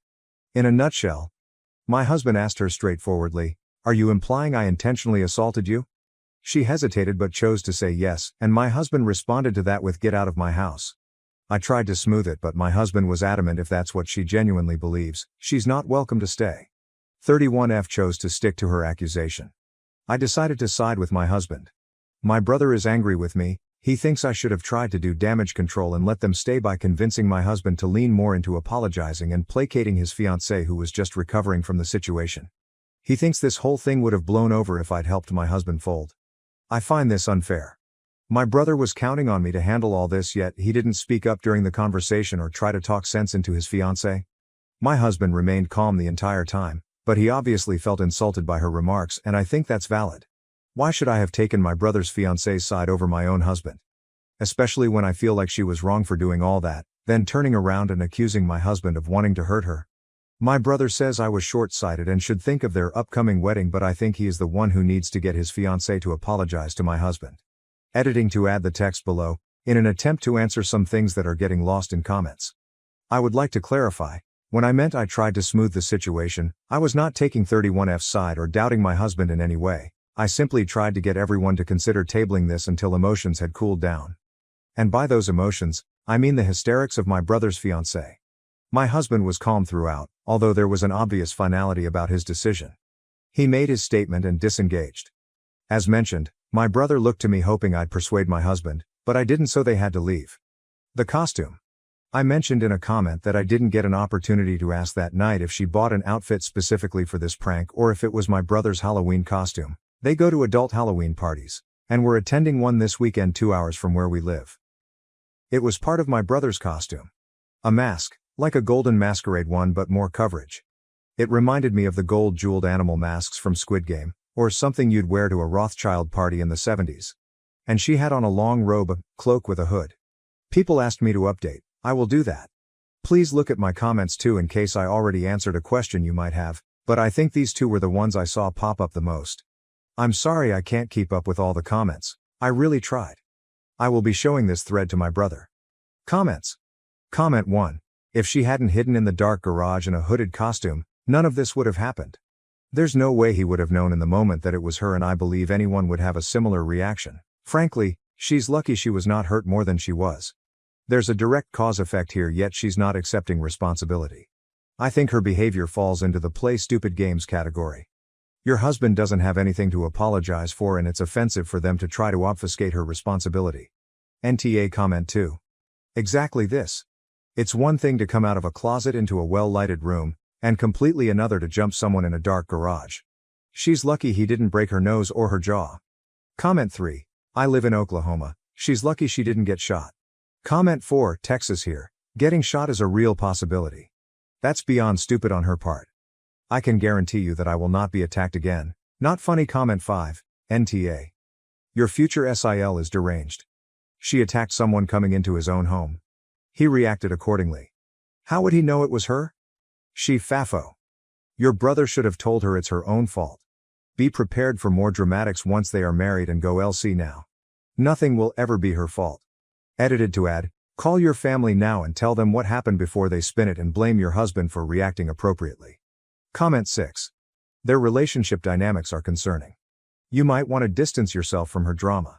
Update, 19 days later. I got a lot of messages requesting an update. I have never made one before, so I hope I am going about this correctly. To recap my previous post, my 25F brother's fiancée, 31F, decided to jump scare my husband, 30M, in our dark garage because she wanted to get a reaction from him, and possibly hear him scream. As ridiculous as it sounds, this is the only motive we have been able to get out of her. My husband responded to her jump scare by instinctively shoving her against the wall. Luckily for her, he heard her voice and recognized that it wasn't an intruder. He apologized to her at that moment, helped her inside, and calmed her down. He told me he was gentle and understanding, but once she was seated and started to calm down, he made it very clear to her that her actions were reckless and could have led to serious harm. It's my personal opinion that she didn't like the change in his demeanor and being told off because it meant she was no longer the victim, but the transgressor. In a shitty attempt to get herself out of the hot seat, she decided to accuse my husband of using excessive force, implying that he intentionally assaulted her, even though she was the one who initiated the whole situation. This led to an emotional reaction from my brother, and heightened the tension between him and my husband. My husband was zero tolerance about the theatrics, facile in hysterics, and my brother getting riled up about it. He kicked them both out. You can read the details of the first post here. Update: I tried to talk to my brother multiple times after the incident, but each attempt ended in silence because I refused to give in to his demands. He wanted my husband and me to apologize to his fiancée, starting with me downplaying the whole situation so she wouldn't feel bad about her prank. I hesitated to send him the Reddit post I'd made. Initially, I thought it might work against us to make things worse. But his total inability to reason with me or see the situation for what it was became beyond frustrating. Since I couldn't physically deliver a cold hard slap to his face for asking me to be complacent and allowing my husband to be falsely accused of assault, I figured the next best thing would be for him to read all your comments. Following the advice I got here, I tried to get ahead of the situation by informing my parents. My dad, a reasonable and practical man, immediately sided with my husband. His comments were similar to what a lot of people here had said, focusing on how dangerous and reckless the prank was and the ramifications of being falsely accused of assault. My mom, who unfortunately has always favored my brother, suggested we at least hear her out, referring to my brother's fiancée. As vivid as I was about her reaction, I wasn't surprised by it. My dad did try to shut down her skepticism, but she remained on my brother's side for a few days, until I showed them footage from my brother's Tesla, which he had tried to delete. The Sentry thing, sorry if I'm using the terminology incorrectly, I'm not a Tesla owner, recorded part of the interaction in the garage, not the jump scare itself, but the aftermath, which IMO was more crucial. My husband's account was confirmed. He used a measured amount of force to immobilize her and was prepared to escalate if necessary, which is beyond generous for someone to do in a situation like that, and definitely not owed. Many of you speculated that she might have a fixation or even a crush on my husband, and I'm starting to reconsider some past interactions with that in mind. I also misunderstood what dark books she expressed she enjoyed, and compared my fiancé to. I learned from comments here that they are actually a subtype of the romance genre. I didn't know she was comparing him to characters in romance novels because one of the characters I recall her comparing my husband to was from a book about dragons. I genuinely wish I still remembered the names of various characters she's mentioned over the months so I could satisfy my own curiosity, but my brain glossed over the names during conversations. We have a group chat for the wedding, which includes my brother, my parents, my brother's fiancée, and her parents. In that chat, I addressed the incident but didn't share the Tesla footage, only mentioned that it exists. Her parents didn't respond in the chat, though I know they saw the message. Later, her mom called mine. Apparently, they had no idea about the prank.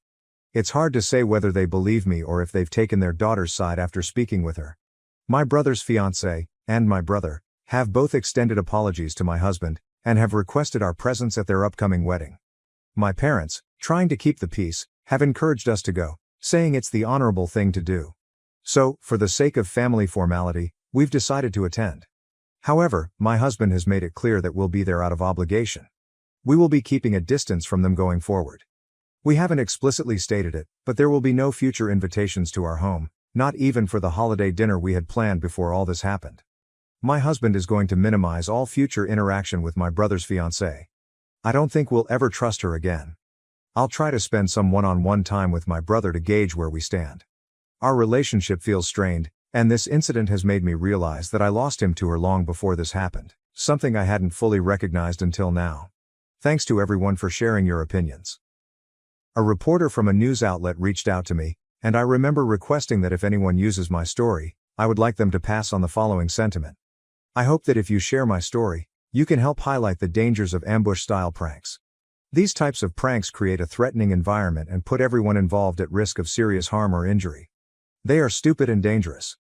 No one should have to feel threatened or be put in a position where their safety is compromised for the sake of a prank. If that's the setup, then it's not a prank.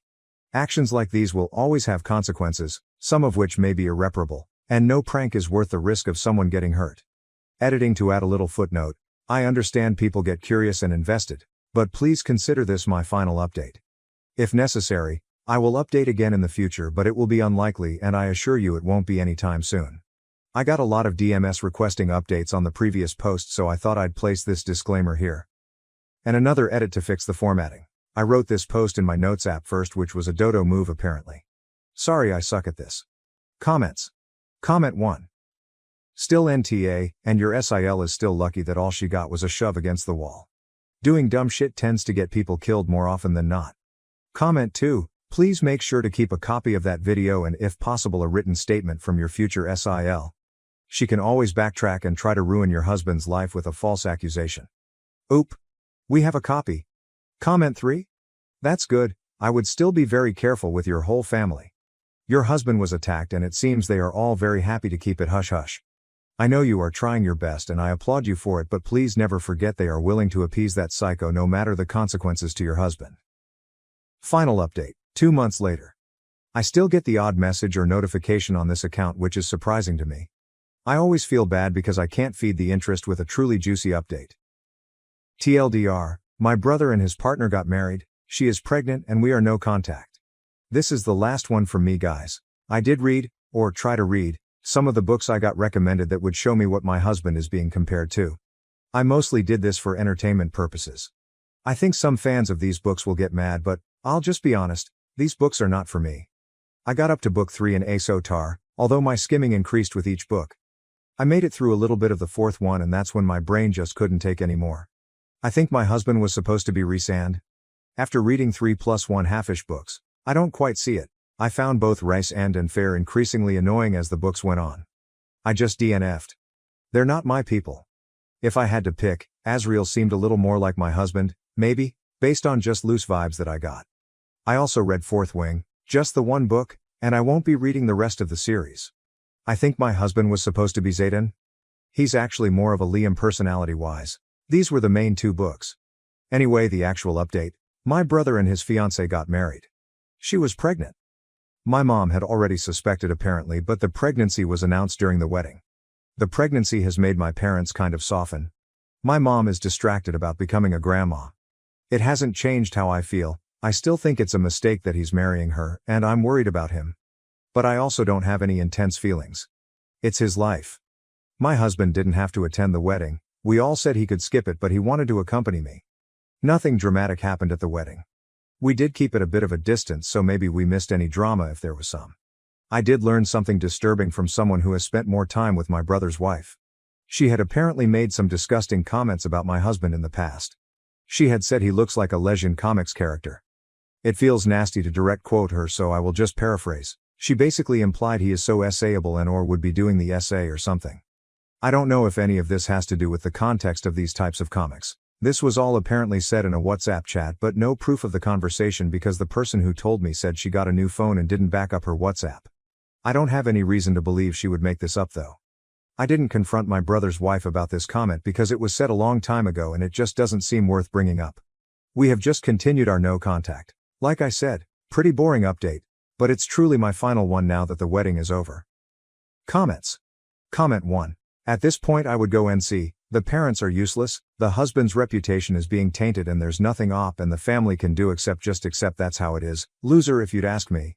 There will be potentially more hideous incidents in future if the husband keeps attending OP's family gathering where the SIL would be there, and I'm afraid it will affect OP's marriage sooner or later if no NC at this point. YDK about you guys, but I prefer to prevent than repair. There are some things in life you cannot repair. Comment 2. Wow, that's crazy. Definitely keep your distance from SL and maybe put up some more cameras.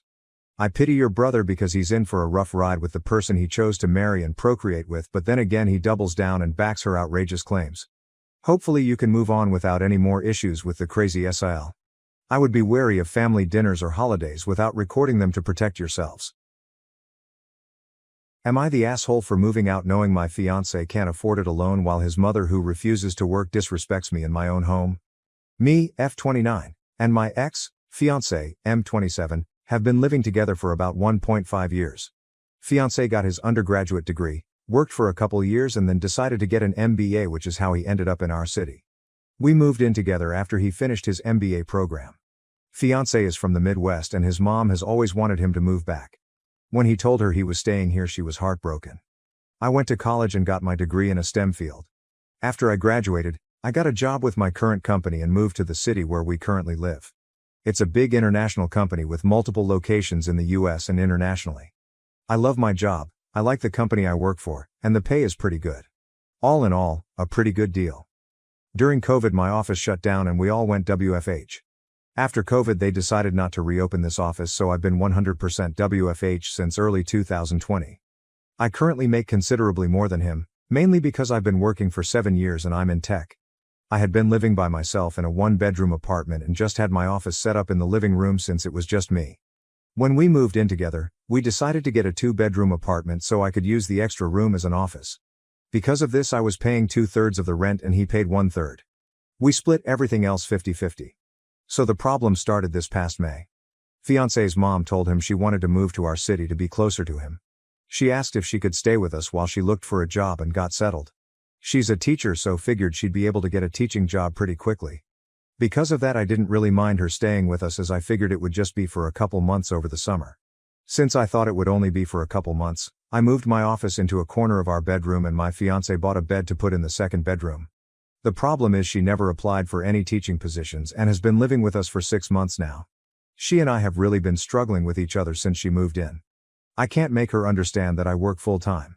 She constantly interrupts while I'm working, which is bad enough, but she even interrupts when I'm on team calls. She always asks me to take her places because she doesn't like to drive in our city. She has pretty outdated views of gender roles and is constantly giving me a hard time for not doing more around the house and making fiancé help with chores, do his own laundry, etc. The constant criticism and insults are just really wearing me down. And I hate having my office shoved in a corner of the bedroom. Back in September I told my fiancé that since it looks like his mom is going to stay a while we should split the rent 3 ways. He told me she can't afford that since she has to conserve money until she gets a job. I told him I wasn't happy paying extra for a bedroom I can't use, so finally he said we could do a 50-50 split. I could afford to pay the extra, but I hate the idea of funding her lifestyle. Every time I complain about her or the situation he says he agrees but doesn't know what to do because he can't kick out his mom. And he won't talk to her about the way she treats me or how she behaves. When I ask what the long-term plan is, he just says he doesn't know. I've thought about giving him an ultimatum to tell her she has to leave, but I think he'd just end up resenting me for essentially putting him mom on the street. So one of my girlfriends is losing her roommate at the end of February. Our lease renews June 1st. I'm very strongly considering moving out of our current apartment and moving in with her. I can afford to pay part of the rent on our current apartment and also half the rent at my friend's apartment. It's not ideal, but I'm not a big spender so it's doable. The issue is, if he and his mom aren't able to pay for 1/3 the rent each, there's no way they could cover the whole thing on their own. But I can't live like this anymore, so I'm pretty sure this is what I'll do, but I wanted to see if people thought I'd be the AH for leaving them like this. Comments. Comment 1. His mom is the biggest A because she specifically planned this. It isn't that she's had bad luck, she didn't even apply. Add in that she didn't respect your workplace and insults you. She's basically trying to be the matriarch of the house, while being a complete mooch. The biggest problem is your fiancé. This is just a glimpse of your future with a mama's boy. He's made it clear that he's okay with her walking all over you, and she's not leaving. You're going to end up as a third wheel in your own marriage. Comment 2, je suis d'accord. His mom is taking advantage, and your fiancé isn't setting boundaries. It's a big concern for the future, you deserve better. NTA. Comment 3, exactly this. OP, you're not leaving them, you're escaping a situation that was never fair to you in the first place. His mom didn't just end up staying, she chose not to apply for jobs, and your fiancé chose to let her.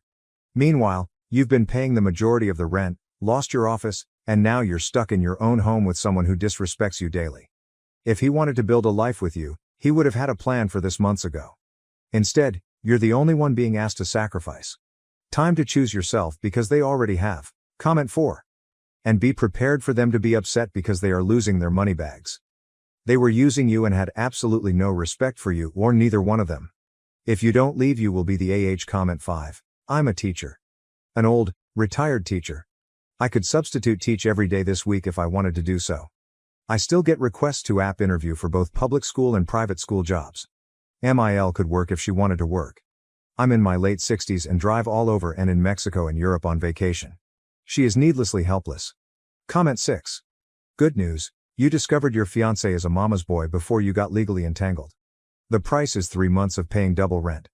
Sucks, but much cheaper than a divorce, alimony, child support and years of therapy because of dealing with that kind of miel. Mommy wanted to prove her darling boy would pick her and take care of her. So she moved in and proved it. He won't stand up to her. Sadly, unless he gets some serious therapy and figures out how to unmesh, he's never going to. So tell him flat out, Mommy wins. She gets her whittle boy back, you will find a grown man. You'll pay your portion of the rent for the next few months, but you're letting the landlord know you will not be renewing and do not use your income for renewal for him and mommy. I'm sorry you have to deal with this. You did what you could, but unless he wants to grow up, you're going to spend decades hearing how you don't cook right, clean right, raise your kids, spend money, vacation wrong, and have bad values. She, of course, knows better. Don't do that to yourself. And maybe, just maybe, this will make him realize he's got to get off mommy's titty if he ever wants a life of his own. Update, 5 days later. I posted here last week about the situation I'm in living with my soon-to-be ex-fiancé and his mom. I started off trying to reply to everyone's comments and keep up, but honestly I just got completely overwhelmed with all the comments. First off, I want to thank everyone for their feedback and comments, even the ones that were kind of harsh. Actually, probably especially the ones that were kind of harsh. I really needed some tough love to make me realize that I was letting my STBX and his mom take advantage of me. The more comments I read, the more pissed off I got. Honestly, I think I'm more pissed at myself for allowing this to happen and not advocating for myself more. This past weekend I got my STBX alone so we could talk, which was actually harder than it should have been. BC, his mom always tries to tag along when we do anything. Going through all the comments everyone left and the PMs people sent really helped me decide how to approach this. And also, brought up a lot of good questions I should have thought of myself. Back to the discussion with the ex, I wanted to give him one more chance to pick us over his mom, not because I thought he would, but I just wanted to be able to tell myself I give him the opportunity. I explained again about how unhappy I am with the situation, how it's affecting my work because of her constant interruptions and just being unhappy and uncomfortable that I'm forced to work out of a corner in our bedroom. And I reminded him that until a few months ago I was paying the majority of the rent, and being that I make so much more than him, it's really my salary that keeps us all afloat. And I also brought up, again, the way she treats me and talks to me. And he replied the same way he has been. He agrees it's not right how she acts and that it's really uncomfortable for us all. WTF, I don't care if she's uncomfortable. Previously I would have dropped it there. But this time I told him how angry and disappointed I was that he let me pay for 2/3 of the rent when she first moved, and how unfair it was that I'm still paying for half when there are 3 people living there and she is the only one with her own bedroom. It was the same story, she has to conserve money since she doesn't have any income currently. Which brought up the question of where all her stuff went when she moved. What money does she use for incidentals? So evidently, when she got divorced. She asked for the divorce after my ex went off to college. It doesn't sound like her husband, ex's dad, wanted the divorce. His dad bought her out of the equity in their house. Ex didn't have any idea how much that was or how much is left. But until she moved here she was working full-time as a teacher and living in a small apartment, so she should not have had to tap into the divorce settlement money very much. Other than that, ex didn't have much insight into her finances other than what she told him, that she has to conserve money. I told him straight up that I'm moving out before the end of the month. And from now on I'm only paying 25%. As some of the commenters pointed out, she has a whole bedroom while I have to share with a man-child. So she should have to pay twice as much, and after I move out I'm not paying for anything else. No utilities, no food, nothing other than rent. I have a pretty idea what his finances are like, and if he has to pay 75% of the rent all by himself it's going to take a huge chunk of his net income. And after he pays utilities and buys groceries there won't be anything left for incidentals. Rent was due on the 1st but it's not late until after the 5th, so he has 2 days to come up with the dollars. If he doesn't come up with it and I end up covering, then I'll reduce the amount I pay in future months. The only reason I'm going to keep paying any of the rent is even after I move out, I'm still on the hook. I talked to the leasing office and they explained that since X and I signed a single rental agreement together, e.g., one contract we both signed as opposed to 2 contracts we signed individually, we are both responsible for the rent. They don't care who actually pays as long as it gets paid. The only alternative would be if he agrees to sign a new lease by himself, or together with his mom. But in all likelihood he wouldn't be able to pass the credit check on his own, so I'm kinda stuck. I don't think he'll do anything stupid though, because he's going to need to find some place to live after this and a collection on his credit report wouldn't be good. I also told him that I'm going to find some place to work during the day until I move so she can't bother me. My friend I'm moving in with said I could work there during the day since she and her current roommate have in-person 9 to 5s. I took her up on that for now. After living with his mom, I'm not about to overstay my welcome, so I'm going to find some other options that I can rotate through. Someone suggested checking out the public library, or if it comes to it I'll get a membership at one of those WeWork kind of places. Just in case, I brought my important papers, files, valuables, and my friend is storing them for me until I move in. He really didn't take it well. The surprising thing to me is that he was surprised by everything. He seemed really shocked that I wasn't prioritizing his mom. I really got the feeling that he sincerely believed I wanted to take care of her as much as him, and he kept saying stuff like, "What about my mom? What am I going to tell her? That's how she is, but we still need to help her," etc. He asked about our relationship and the engagement. I told him after I moved out I needed some space from him.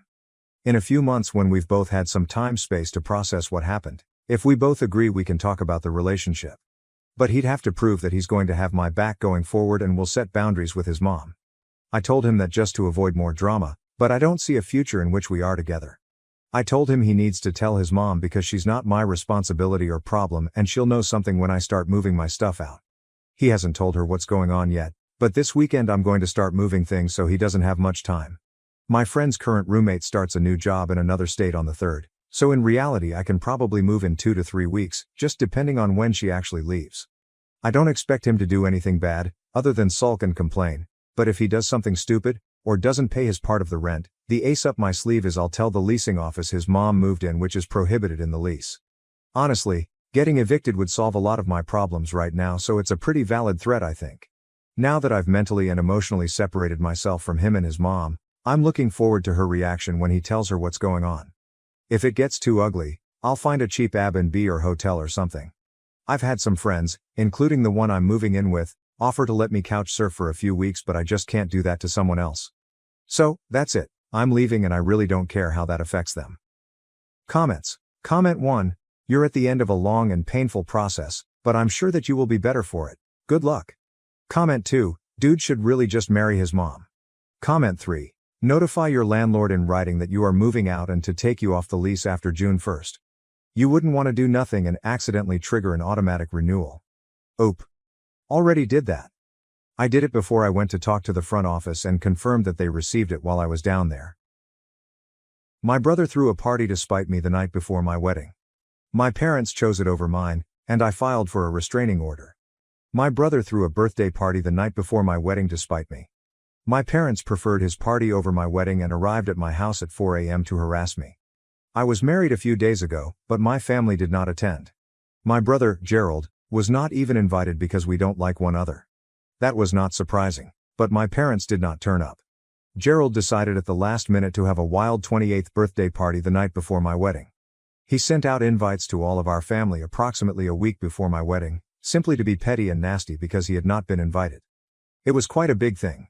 He had booked up a large facility and gone all out with entertainment, hiring a live band and a stand-up comedian to play. I'm only assuming that the catering and drink arrangements were online with the performance.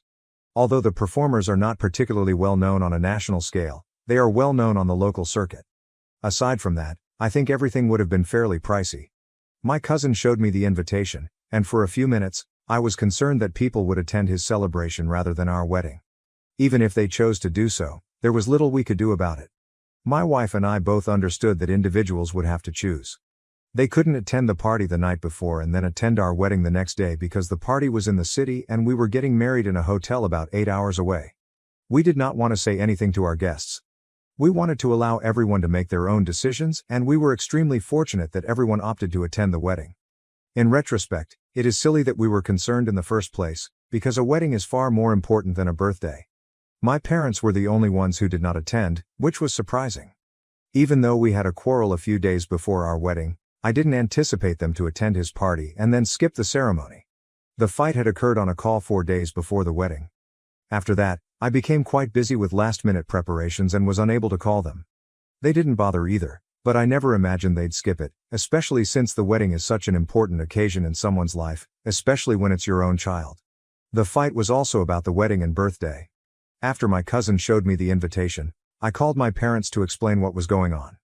I assumed they were going to be on my side, explaining things to my brother and convincing him to back down. Instead, they began telling me that it was my responsibility for not inviting him to the wedding and putting our previous disagreements aside. They stated he had every right to be petty, and I couldn't expect them to step in and try to defuse the issue because we weren't kids anymore, and they didn't believe it would be appropriate. I have to admit that I was unhappy with my parents. They were attempting to rationalize my brother's actions, despite the fact that they were extremely cruel and petty. So I confronted them about it, and we got into a brief fight. I ultimately hung up, telling them that if they truly believed he was doing the right thing by causing difficulty for us, they could just go to his party and skip the wedding. I did not speak with them again until the morning of the wedding day.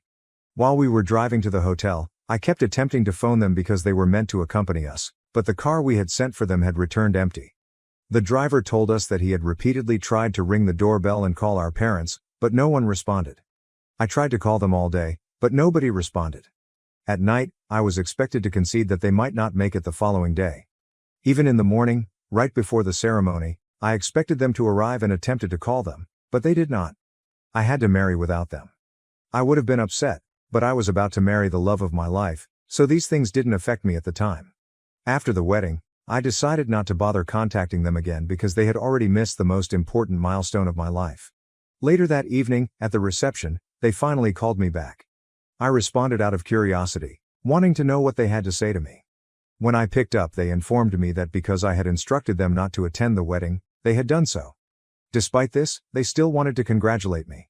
I assumed they were talking about the wedding, but they later explained that they were congratulating me not only on the wedding, but also on getting my way. Obviously, no one in the family had bothered to attend the celebration. My parents were unhappy with me, and they made it apparent over the phone that they thought I had said something to everyone else to turn them against my brother. Not only had they skipped the party, but they had also chastised and reprimanded him about his actions via messages and phone calls. Even though his friends and coworkers had attended the party, it had been a huge waste because he had expected a large number of people to show up, but just a few did. Gerald is now not only dissatisfied with the rest of the family, but he has also wasted a significant amount of money. This is meant to be my responsibility because my parents truly believed that I had said something to turn the rest of the family against him, despite the fact that any normal human being would have behaved similarly. So, while I was on the phone with them, I excused myself from reception and went out to discuss the problem. I told them how sad I was that they had opted to forgo my wedding over such trivial matters. Furthermore, they were ridiculing me right now for getting my way, despite the fact that the rest of the family had already made their decision. I was upset with them, so I ripped into them. They told me they didn't care what I thought since they knew I was envious and insecure about my brother, which is why I'm acting this way. That was the final straw, so I hung up, blocked them, and vowed to spend the rest of the evening without thinking about these guys. I did not want them to ruin the happiest day of my life. It's been a few days since the wedding, so I finally decided to issue a statement on what transpired. Many people were perplexed as to why my parents had chosen to forego the wedding, as they couldn't believe they had chosen Gerald's celebration instead. I decided to send an email to all of the guests, outlining the entire situation in detail, including the party my brother had hosted, the disagreement my parents had with me, and what I had told them about not showing up to the wedding. Then I told them about the quarrel we had over the phone during reception. Basically, I laid everything out and didn't spare any details. Everyone is now cutting them off, and they are once again blaming me for it, claiming that I go out of my way to cause drama and be spiteful toward my family. That could be the case, so I talked about why my parents did not attend my wedding in detail, turning the rest of the family against them. Okay, since many of you have asked why my brother and I don't get along, there's no particular reason. Even as children, we were not particularly close, but as we grew older, we became increasingly distant. He always seemed to be a little jealous of me, constantly mimicking me and whatnot, which used to irritate me. So we began fighting, and by the time we started high school, we truly disliked each other. Then I left for college and stayed for employment. I would go home on occasion, but he was really unpleasant even then. He would make disparaging remarks about my appearance, my salary, and other topics. It used to really irritate me, so I just started ignoring him because I knew I'd have to see him and it didn't seem worth it to reply to him and provoke fights.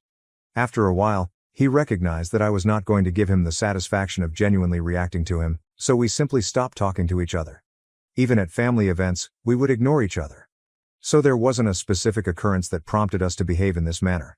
It was simply a series of bad occurrences throughout the years that led to our disagreement. I did not invite him to the wedding. I do not believe I did anything wrong. I don't think he expected to be invited, and if he did, it would have been an unfair expectation. My parents also know and understand why I stopped speaking to him. They attempted to patch things up at first, but it failed, so they eventually gave up. But they had never been more supportive of him or me, as far as I could tell. They had always tried to be fair to both of us, so I was astonished by their latest attitude. It felt like they were being unnecessarily biased against him, which had never happened before. Anyway, that's what it is. I can't help myself now. Update number 1. First and foremost, Thank you to everyone who left comments. It felt good to be told that this is not my fault and that I had nothing to apologize for. All of the emails from my parents that had been flooding my inbox since I revealed the truth to the rest of the family have been deleted, and I've blocked them everywhere. They can continue to try to create new accounts and contact me, but I will not retract what I wrote about them. Besides, it's not like I made it up and began spewing irritating fake information about them. I just told the truth in the email I wrote to everyone in the family.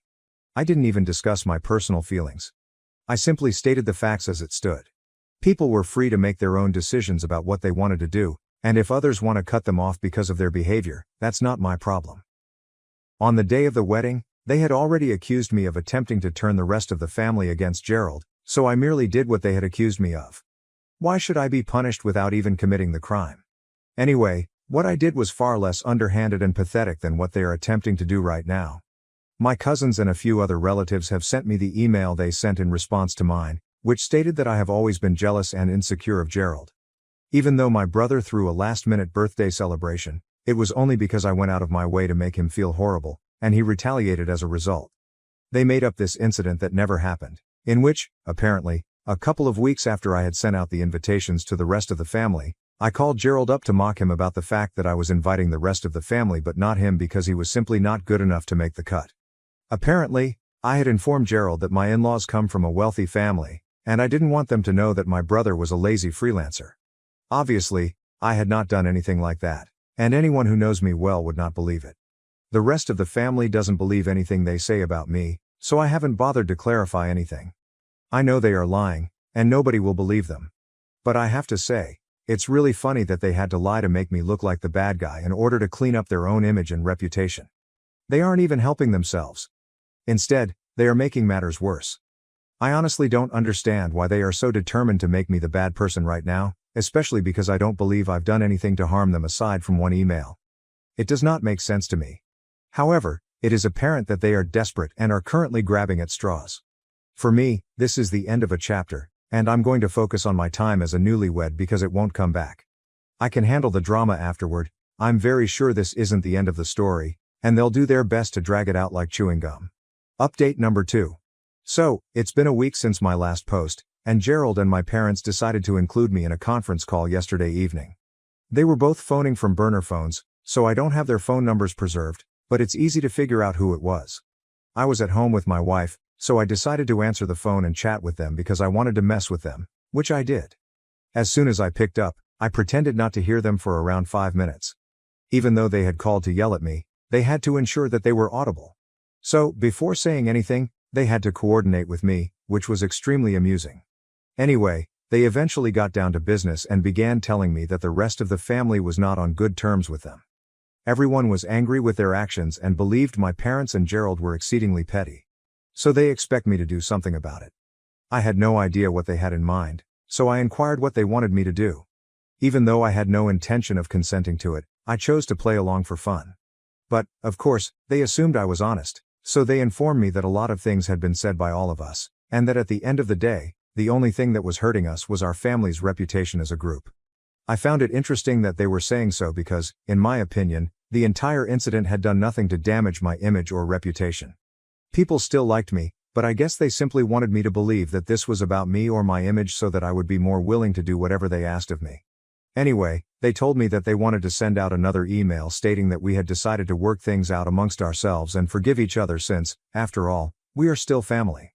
They stated that the only way we would be able to repair our reputation right now was because they did not want to become a laughingstock and subject of gossip for the rest of the family as a result of this incident. But, unfortunately for them, I could see straight through them. I realized they were simply pretending to forgive each other because they knew no one believed any of the lies they had been spreading about me. If they didn't want to be excluded from the rest of the family, they had to pretend that everything was okay between us again and that I had forgiven them, so that the rest of the family would do the same. But I'd had enough of messing around by then, so I politely declined and stated unequivocally that it was they who wanted to repair their reputation, not me. I had no reason to pretend I had forgiven them. I also had a major issue with how they framed it, implying that we had forgiven each other, because I don't believe they are in a position to forgive me. I've done nothing wrong. I may have shouted some things in the heat of the moment, but it was ultimately their decision to miss my wedding and attend the birthday celebration.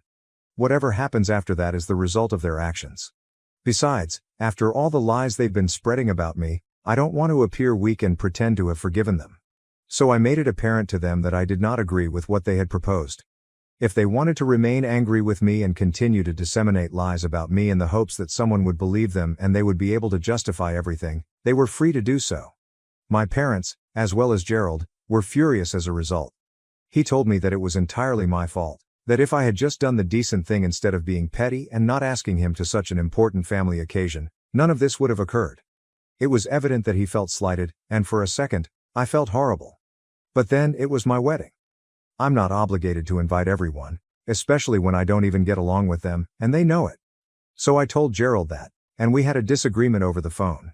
He called me selfish, and I told him he was silly to expect me to invite him, especially because we had had little communication aside from family occasions for the preceding few years.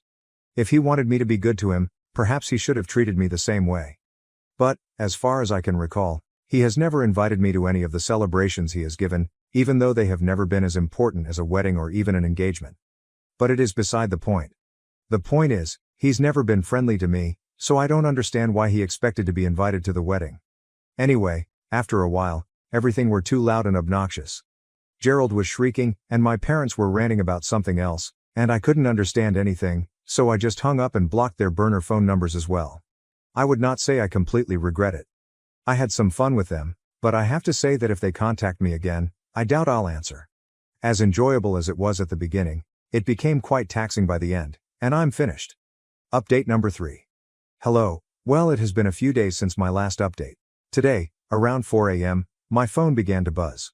When I checked, it was an unknown number, so I didn't answer because I was confident it was Gerald or one of my parents phoning. And, again, it was 4 a.m., so I had no intention of getting into anything with them at that time, especially since I had to get to work in a few hours.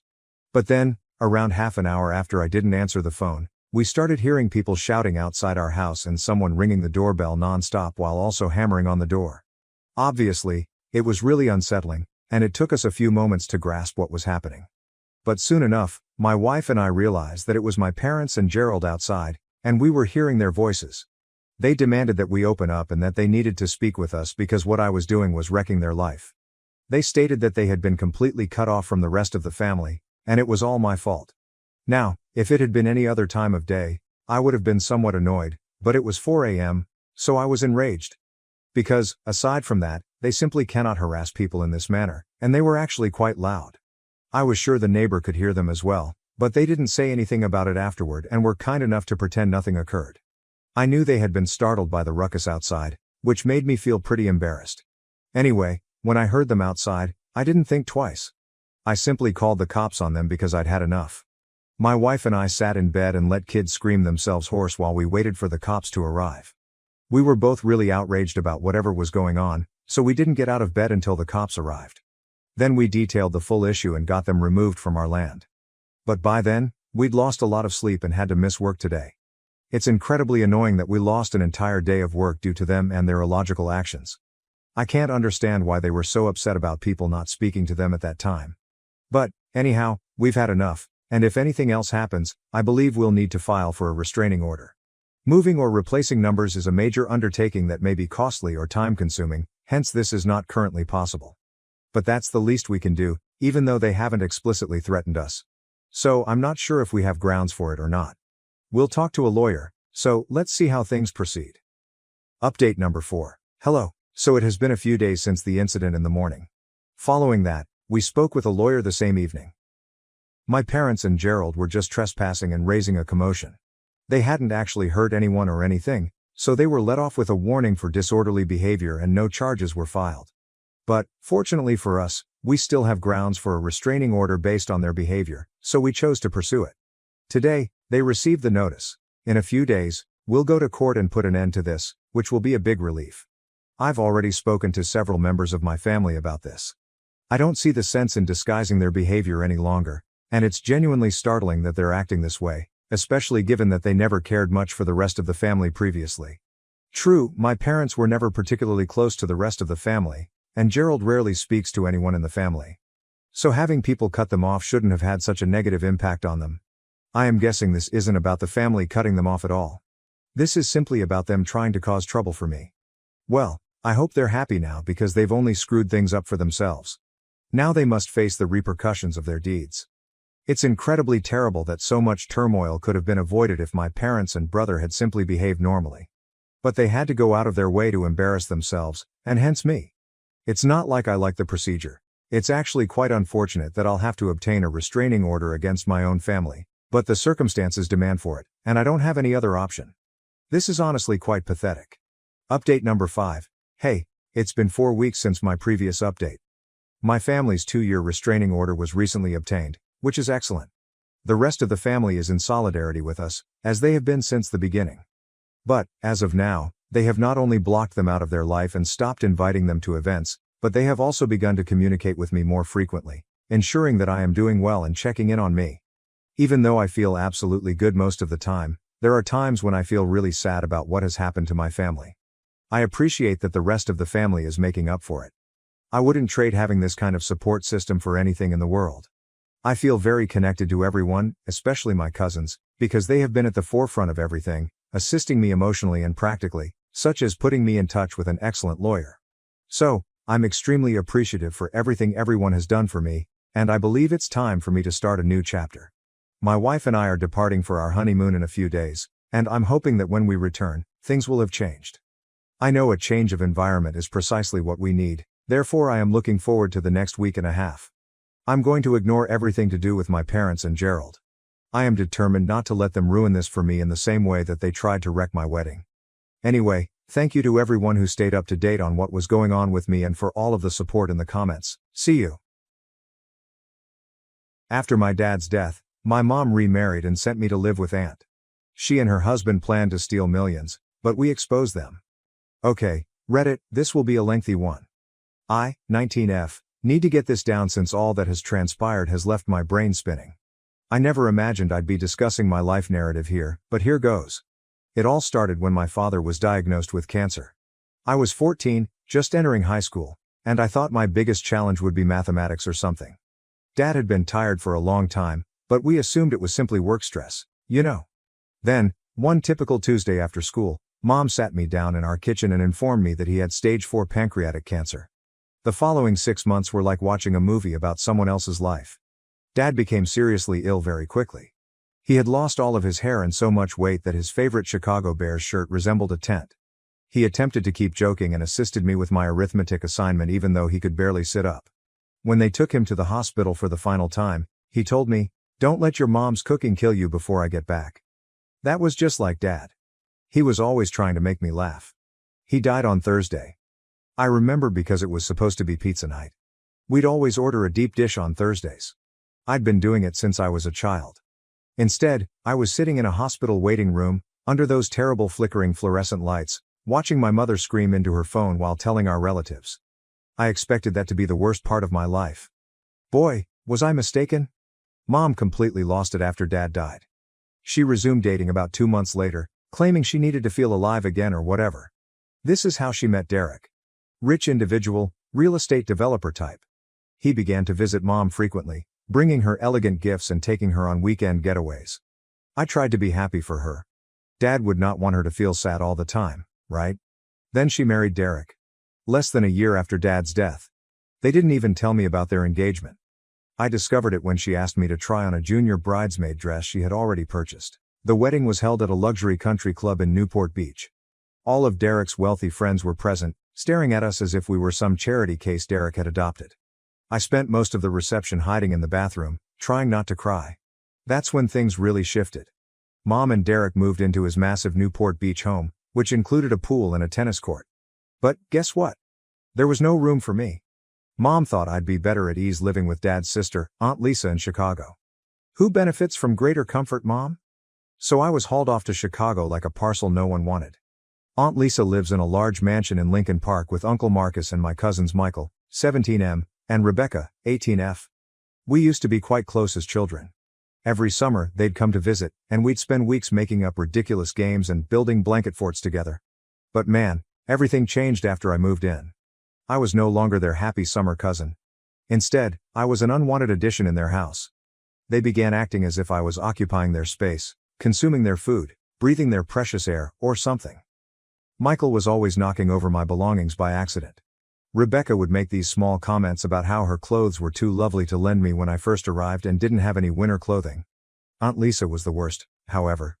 She made it very plain that I was a burden. She even started charging me rent while I was still in high school. Who actually does that? The most messed up part? Mom just quit calling. Like, fully. She would occasionally send money, not enough to meet Aunt Lisa's rent, but that was all. I tried calling her, but she was always too busy with her new life. Yoga consumes too much of my time. Too busy attending charitable events. She was too preoccupied to talk to her own child. I'd see images on Facebook of her and Derek on vacation in Europe, attending lavish events, and enjoying a life separate from mine. She even stored all of our old family photos, including those with Dad and myself. She claimed they didn't match her new profile look. Like I was just some old furniture that didn't match her new decor. I started having dreams about being back in our old kitchen, where everything was regular. Then I'd wake up crying in this strange bedroom at Aunt Lisa's house, staring at gorgeous wallpaper that probably cost more than my entire wardrobe, feeling as if I'd lost both parents rather than just one. After the first month at Aunt Lisa's, she raised my rent. For property taxes, or whatever. I'm 15, but okay. I guess I need a job. That's when my cousin Rebecca, who is always so helpful, tells me about this 24-hour laundromat that is recruiting in what she refers to as the dodgy section of Chicago. It's this dilapidated structure sandwiched between a closed-down doll store and a super suspicious phone repair company that I'm pretty sure never repairs phones. The owner, this old guy named Jerry, looks at me and says, "You're way too young to work the midnight shift." But when I assured him I could start that night and wouldn't complain about the salary, my age became less of an issue. So my life became this hectic schedule that still makes me anxious just thinking about it. Midnight until 6 a.m. At the laundromat, I had to deal with the strangest folks you can imagine. The worst aspect wasn't the strange customers, it was how frigid the place became. The heating hardly functioned, and Chicago winters are no joke. I'd wear about 3 hoodies simply to get through my shift. They didn't include that in the job description, right? However, one job was insufficient to meet Aunt Lisa's rent, let alone basic necessities such as food and school supplies. So I started working at a petrol station called Quick Stop at 4 p.m. to 10 p.m. This is where my wonderful cousins chose to make my life more enjoyable.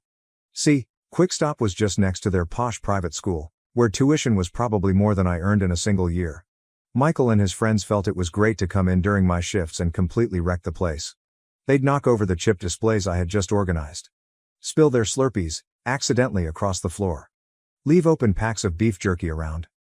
Rebecca was worse, however. She was sneakier about it. She'd come in with her cheerleading buddies, and they'd talk about me like I wasn't even there. Oh my God, can you imagine having to work here? Like, I'd literally die? Look at her uniform. It's so polyester. Then they'd snap terrible photos of me attempting to clean up their messes and share them on social media. Things got awful at school as well. I was attending a local public high school, and Rebecca somehow made sure everyone knew about my occupations. People began leaving quarters on my desk for laundry. Someone put a name tag on my locker that read "Washer Girl." You're really imaginative, guys. Thanks. I was essentially sleeping through all of my lessons because, who can stay up when you're working from midnight to 6 a.m.? Trying to do schoolwork at 7 a.m. to 2 p.m. Then we'll start working again at 4 p.m. to 10 p.m. My grades began to decline. Teachers constantly ask if everything is fine at home. I simply explained that I was adjusting to the change. The one positive aspect of the laundromat work was this homeless guy named Pete, who came in most nights. He wasn't like the other odd customers. He showed me how to fix the quarter machine when it became stuck. He showed me which customers were okay to let go when they were a quarter short. One night, Pete looked at me and said, "Kid, you're living life on expert mode right now." Made me giggle for the first time in weeks. Then he vanished when winter struck hard. I still worry about what happened to him. Uncle Marcus owned the building, although I had never seen him there. He delegated the whole responsibility to this property management company.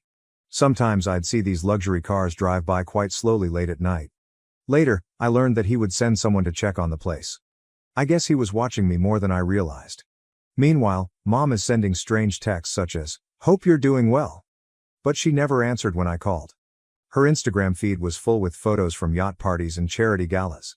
It must be lovely to have so much time for charity when your own child has to work 2 jobs just to get by.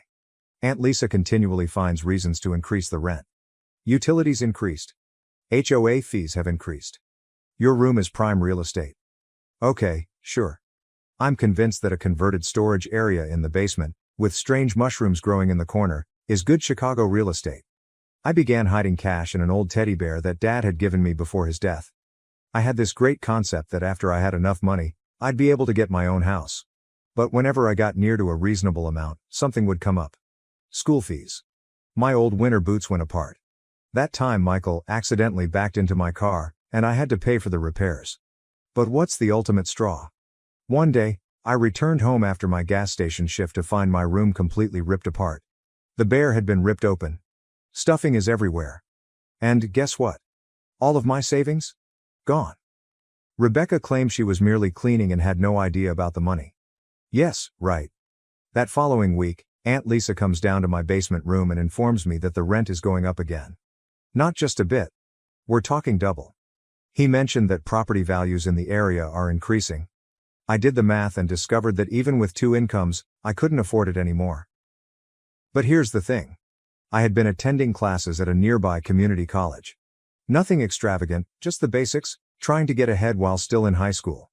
The counselor there indicated I may possibly acquire financial aid if I took more classes. That meant I needed to make a decision: keep paying Aunt Lisa's outrageous rent or try to obtain an education. So, I chose education. I had no clear plan. All I knew was that I couldn't stay there any longer. I packed whatever could fit into my Toyota. The automobile had strange rust patches all over it, and the heat only worked if you kicked the dashboard in just the right place, but it was mine.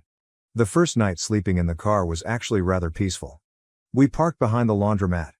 I used my work keys to sneak in and use the restroom. I had this whole setup. I reclined the driver's seat all the way back, used my work backpack as a pillow, and stacked like 5 blankets borrowed from the lost and found box. I thought to myself, this isn't too bad. Then winter struck. Real Chicago winter. The kind where your spit freezes before it reaches the ground. My car's battery began to die as a result of the cold, so I couldn't even run the heat. But what's the hardest part? It wasn't only the cold or the lack of sleep. It was attempting to appear normal at school. Try explaining to your chemistry teacher why your homework is wrinkled and smelling like laundry detergent. Or why do you keep wearing the same 3 outfits? The school counselor kept attempting to speak with me, but what was I going to say? Oh yeah, I live in my car, but don't worry, it's parked in a really nice alley. Then, my loving cousin Michael decided to play detective. I guess Dad became suspicious about why I wasn't around the house anymore. They followed me one night after my laundry shift. What about the next day? His TikTok had an entire video series called My Homeless Cousin, a documentary. They recorded everything. My windows are frost-covered. I tried to study utilizing the light from the laundromat sign. I was caught changing clothes in the backseat once.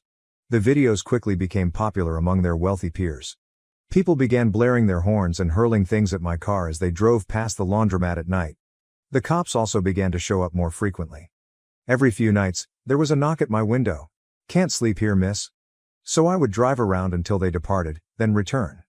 I spent several evenings traveling in circles, watching my gas gauge drop and hoping I'd have enough to get to work the next day.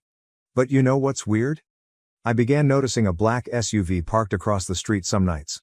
Always at a different location. But it's always there. Tinted windows. The engine is going. First thought? Cops are a creep? However, they never disturbed me. Just sitting there. As if they were watching. The temperature dipped to -5 degrees Fahrenheit one night. The kind of cold that irritates your eyes. My automobile would not start. The phone was dead. What about the laundromat? Closed for repair. I thought, well, this is it. This is how I die. They'll discover me frozen, just like the rodents in the alleyway. I wrapped myself in every article of clothing I owned and tried to think positive things. That's when I heard a knock on my window. I looked up. And there's Uncle Marcus, standing in the snow, as if it's perfectly natural to be out at 2 a.m. in Arctic temperatures. He just says, I think we need to talk. So how did it turn out? The black SUV was his. He had been watching me through the laundromat security cameras for weeks. Sending folks to check on me. He said he wanted to see what I was capable of. Who does this? What kind of messed up test is this? But really, at that point, I was too cold to care about his unusual teaching methods. So there I was, literally turning into a human popsicle in my car, and Uncle Marcus was just standing there in his fancy wool coat, staring at me through the window. I think he's going to lecture me or call the cops. Instead, he explains, my office has better heating. As if this is a completely regular circumstance. His workplace was a small space above the laundromat that I'd never been in before. Turns out, he had this entire private space up there. A desk. A miniature refrigerator, a coffee maker, even a small bathroom. While I'm defrosting my fingers around this cup of really wonderful coffee, he just sits there staring at me, as if he's trying to solve a mystery. Finally, he says, you know, your dad and I used to sleep in a car too. Which, what? I nearly dropped my coffee. See, I'd always thought of Uncle Marcus as this crazy rich real estate tycoon who wore suits that cost more than my car. But then he starts telling me a story I didn't know. Apparently, he and my father grew up extremely poor. Examples include, their mom worked 3 jobs and they still couldn't afford rent most months, akin to being impoverished. Uncle Marcus pulls out his phone and shows me an old photograph of 2 emaciated kids sitting in a vehicle, eating beans straight from the can. That's your dad on the left, he says. And, yes, the same silly smile I recalled, but on a much younger face. I'm sitting there trying to digest the narrative as he tells it to me. How did they get from homeless teenagers to... Okay, how about this? This is when he informs me about the laundromat. The original owner used to let them hang out inside on particularly chilly evenings. They'd help him fix machinery, clean up, and do whatever else was necessary. When the owner became ill, he offered to sell them the place. Dad had recently begun college on a scholarship, but Uncle Marcus had been working construction and saving every dime. So the owner sold it to him for almost nothing. It was his first property. Then he begins taking out all these old documents from his desk. Property deeds, contracts, business plans, all with my father's notes in the margin. When your dad got sick, Uncle Marcus adds, he made me promise 2 things. First, I'll be on the lookout for you. Second, make sure you know how to look after yourself. Then he gives me this look and says, gotta say, you're doing better at the second part than I expected. I'm sitting there, trying not to cry, and failing miserably, to be honest, when he drops the big bombshell. It seems he now owns about half of the block around the laundromat. Apartment building, stores, even that dodgy phone repair shop, and he's been watching me through security cameras the entire time. He sent his goons in the SUV to keep an eye on me. You work 2 jobs without complaining, he said. Keep your grades up. Found ways to survive that most people wouldn't think of. Even kept that laundromat running better than the manager I hired. He truly smiled as he spoke that last part. Jerry told me you fixed the quarter machine. Took my maintenance guy 3 tries to figure that out. That's when he takes out the key. He says it's for the apartment above his office. I had no idea this studio apartment existed. It's yours, he says. There will be no rent as long as I continue to work at the laundromat and maintain good grades. I wanted to decline. It felt too much like charity or something. But he shut it down quickly. This isn't charity. This is an investment, he informed me. You've got your father's brains and your own kind of determination. I'm investing in that. Then he shows me the entire file he's kept. Copies of my school records. Work reports from Jerry, even screenshots of those horrible TikTok Michael and Rebecca created. They thought they were shaming you, he claims. All I saw was someone who refused to break. It's strange, you know? All this time, I believed he was simply a cold rich guy who didn't care and allowed his wife to treat me badly. So how did it turn out? He was putting me to the test. Yes, it was a bad way to go about it, but I sort of grasp it now. He wanted to know if I had what my father had, that quality that keeps you going when everything is against you. Before I left his office that night, he mentioned something else concerning Dad. Told me about their last discussion when Dad was in the hospital. Dad made him pledge not to just give me everything, saying I needed to learn to be strong on my own first. But Uncle Marcus added, he also said to know when enough was enough. And kid, you've more than proved yourself. That night, I slept in a proper bed for the first time in months. The apartment was basic, with only 1 room, a kitchenette, and a bathroom. But it was warm. Clean. Safe. But what happened the morning after Uncle Marcus gave me the apartment? I awoke to find my phone flooded with texts from Aunt Lisa. It turned out that Michael had driven past the laundromat on his way to school and noticed me heading down from the upper flat. He took photos, of course he did. Aunt Lisa arrives at the laundromat during my shift. Wearing fancy gym clothing and looking like she's going to explode. Starts yelling about how I'm attempting to kidnap her spouse. How I've been seducing him, or something. Yeah, Aunt Lisa, I completely captivated him by being homeless and fixing washing machines. Super sexy? The customers were all gazing, and one old lady who comes in every Wednesday to wash her cat's bedding began filming the entire event on her phone. Aunt Lisa is saying all these insane things about how she always knew I was trouble, and how I'm exactly like my mother, taking advantage of wealthy men. I'm just standing there with a mop in my hand, wearing my filthy work uniform, thinking, is this really happening right now? Then Jerry emerges from the back room and tells Aunt Lisa she must leave before he calls the cops. She departs, but not before warning me, this isn't over. That night, I heard Lisa and Uncle Marcus having a tremendous fight upstairs in his office. Their words were muted, but I could hear Aunt Lisa yelling about that girl and how dare you. I felt embarrassed, as if I had ruined their marriage or something. Aunt Lisa later revealed that she had spent the night at a friend's place. When I saw Uncle Marcus the next morning, he had heavy circles under his eyes and gave me a lethargic nod. But the strange thing is that my mother suddenly called me for the first time in months, acting concerned. Honey, I am hearing some unsettling things, as if she had any reason to be frightened after abandoning me. I'm sure the rumors were provided to her by someone, most likely Rebecca. Then she and Derek show up at my flat unexpectedly. Mom is dressed in one of her latest luxury dresses, and her gaze sweeps around my small studio apartment.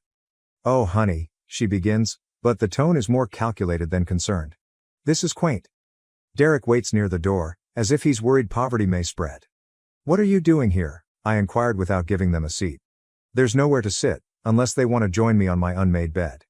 Mom starts pacing my small space. We've been hearing things about you and your Uncle Marcus. The way she says it makes my stomach churn. What about Uncle Marcus? Come on, honey, she attempts a sly smile. I know what you're doing, it's clever, really. I would have never thought of it at your age. What exactly did you think about? Getting close to Marcus in this way, working in his business and portraying the unfortunate abandoned niece. I'm sure he promised you a lot. The revelation struck me like a smack. Do you believe I am attempting to get his money? Well, don't you live here, work at that laundromat, and spend so much time with him? It is evident what you are doing. I laughed, but it came out rough. Who finds it obvious? Who is the woman who sent me to Chicago and then forgot about me? That is not fair. No, you know what is unfair? You disappeared when Dad died. You married Derek and then, 10 months later, sent me to Aunt Lisa as if I were old furniture that didn't match your new decor. I was grieving, she adds, but she is staring at her nice watch, not at me. You were upgrading, I shouted back. Trading up for a more glamorous life with your real estate husband and charity galas. And now what? You're concerned I'll acquire any of Uncle Marcus' money before you do? Derek takes a step forward, followed by all of the false authority. Listen up, young woman. Your mother and I are concerned about your welfare. What about my welfare?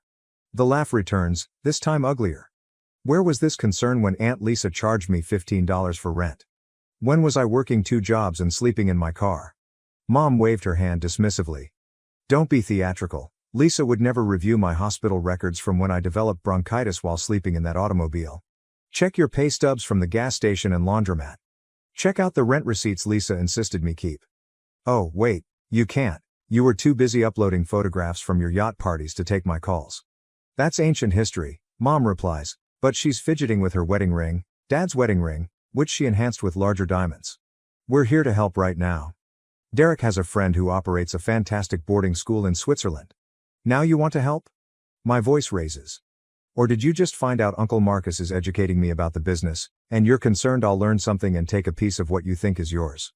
Mom's expression changes, then hardens.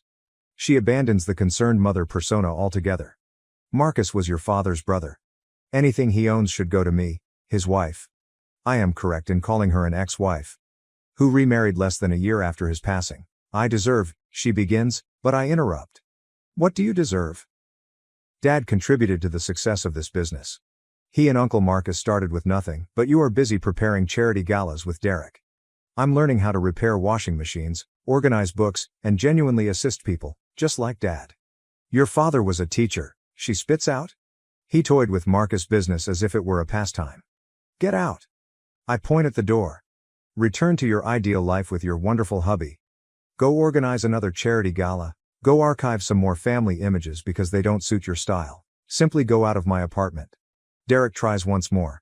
Now, look here. No, you see here. I'm astonished at how steady my voice is now. I understand exactly why you're both here. When you heard I was working with Uncle Marcus, you became concerned that I may actually earn something you believe should be yours. But here's the thing, I am not you. I am not here for anyone's money. I am here because Uncle Marcus gave me a chance after you threw me away. Mom's face turns red. How dare you? How dare I? How can you come here and appear to be concerned about my well-being when all you care about is your financial account? I approach the door and open it. By the way, Mom, that pantsuit makes you appear desperate. They leave. Mom muttered something about ingratitude, and Derek is already on his phone. I shut the door and slide down against it, shaking. I can hear Mom's voice through the thin walls. I told you it would happen. That tiny gold digger is going to try and take everything. So after the whole drama with Mom and Derek showing up, things went strangely quiet for about a week. I was at work one night when Michael rushed into the laundromat. He appeared afraid. It turns out he was using Aunt Lisa's iPad. A note appeared from someone stored as D, simply saying, "Everything's ready for next week, Lisa baby, we're finally going to be free." Michael, being the nosy youngster that he is, read the messages. Aunt Lisa probably never logged out of her accounts on that iPad. Derek was the D you were looking for. As in my stepfather Derek. As in my mother's husband Derek. They had been texting for months. Michael discovered all of these emails, which detailed their plans to steal money from Uncle Marcus's business and flee together. They had been planning it for about a year. Every time Aunt Lisa hiked my rent, the money went directly into a hidden account. Michael showed up since he wasn't sure what to do. For the first time in his life, the youngster who had mocked me for being poor realized his mother was about to steal everything and abandon him. I called Uncle Marcus. To be honest, part of me wanted to let everything blow up after how they treated me. It would have been some good karma. Uncle Marcus came down to the laundromat right away. Michael was still shivering as he showed Uncle Marcus all of the messages. I have never seen Uncle Marcus appear so blank. His face simply shut down. He placed some calls. It turns out his lawyer had been suspicious of some business accounts for quite some time. The numbers didn't add up, but Aunt Lisa handled all of the paperwork. Uncle Marcus trusted her completely, so no one looked too closely. The lawyer reviewed every account and transaction. Know how much they intended to steal? $4.3 million. They had already transferred about $1 million to offshore accounts. Remember how Aunt Lisa used to moan about property taxes and utility bills? She was also stealing that money. But what about the real blow? Some of the money came from Michael and Rebecca's college savings. Their own mother was robbing their future so they could run away with my stepfather. Uncle Marcus had an entire team of lawyers and accountants come in. They discovered all of the false businesses Aunt Lisa had put up. She'd issue checks to these companies for maintenance or supplies, but the money would simply go into other secret accounts. Aunt Lisa remained very normal during the entire ordeal. She is still posting selfies from her workout on Instagram. She is still running her PTA meetings. Still pretending to be the perfect mother. Derek was the same. He took my mother to charity events, bought her costly gifts, and played the loyal spouse. The lawyers told us we needed to wait and gather more evidence before addressing them. But Rebecca also found everything on the iPad. She arrived at my flat one night, crying, with mascara all over her face, and asked if she could stay. For the first time in her life, she lacked a proper sleeping environment. It was strange having her there. This girl, who had mocked me for being homeless, was now almost destitute herself. She couldn't bear living in the same house with Aunt Lisa after learning everything. She slept on my tiny futon, used my cheap shampoo, dressed in Target clothing, and apologized repeatedly for how she treated me. But, honestly, seeing her realize that money does not make you a better person was enough. Uncle Marcus had his IT team monitor all accounts and transactions. The objective was to catch them shortly before they attempted to flee. But Aunt Lisa must have realized something was wrong because she began shifting money more quickly. Michael celebrated his 18th birthday the next morning. Aunt Lisa had arranged a great event at their house, including hiring a DJ, catering, and even setting up some mini golf in the backyard. She was particularly polite to everyone, most likely because she felt it was her last weekend there. Uncle Marcus determined it was the time to confront them, have all of the proof ready, and gather everyone in one location. Rebecca asked if we should alert my mother first, but Uncle Marcus answered no. We needed to observe her honest reaction to determine whether she was involved. The morning of Michael's birthday celebration seemed strange. Like, really odd. Aunt Lisa is racing around preparing centerpieces and inspecting the caterer while genuinely planning to leave with my stepfather the next day. Rebecca and I were helping set up, both aware that everything was about to blow but attempting to appear normal. Michael looked like he was about to throw up every time his mother touched him. Uncle Marcus had a great plan. His lawyer would show up suddenly at the party with some crucial paperwork. They'd gather everyone in the living room and then dispose of all the evidence. The FBI was really waiting nearby. Yes, actual FBI agents, because it appears that stealing millions from respectable businesses while trying to flee the nation is their thing. My mother arrived early, all thrilled about the party. She hadn't spoken to me since the whole Switzerland boarding school situation, but she pretended everything was fine. Derek entered behind her, holding a large wrapped package. Later, I discovered it was a high-end gaming system. I guess he was trying to purchase Michael's silence or something. The celebration began at 2 p.m., with all of Michael's wealthy classmates arriving in BMWs and Mercedes that their parents had purchased for them. The DJ is playing music, people are swimming in the pool, everything appears to be normal, but Rebecca, Michael and I are just watching Aunt Lisa and Derek, who are constantly checking their phones and whispering to each other. Around 4 p.m., the lawyer arrived. He's clutching a hefty folder and appears quite serious. Aunt Lisa's expression when she saw him, "I wish I had a photo." She knew. They assembled everybody in the living room. Some of Michael's friends tried to stay, but Uncle Marcus said, "Family only," in this voice, so they left quickly. My mother was fussing about interrupting the party, but then the lawyer began putting out documents on the coffee table. Bank statements, emails, transfer records, and images of Aunt Lisa and Derek taken by a private investigator. The room became quieter as he placed each piece of paper down. Then he played a clip of Aunt Lisa and Derek discussing their intentions, laughing at how foolish everyone was for not noticing. My mother stopped breathing when she heard Derek's voice. She just froze. Aunt Lisa tried to claim the recording was a forgery, but Uncle Marcus took out her iPad, the one Michael discovered the messages on, and began reading their texts aloud. "You guys," the shouting that followed. Mom flung herself at Derek and began pounding him with her pocketbook, which, by the way, contained 1,000,000 metal objects.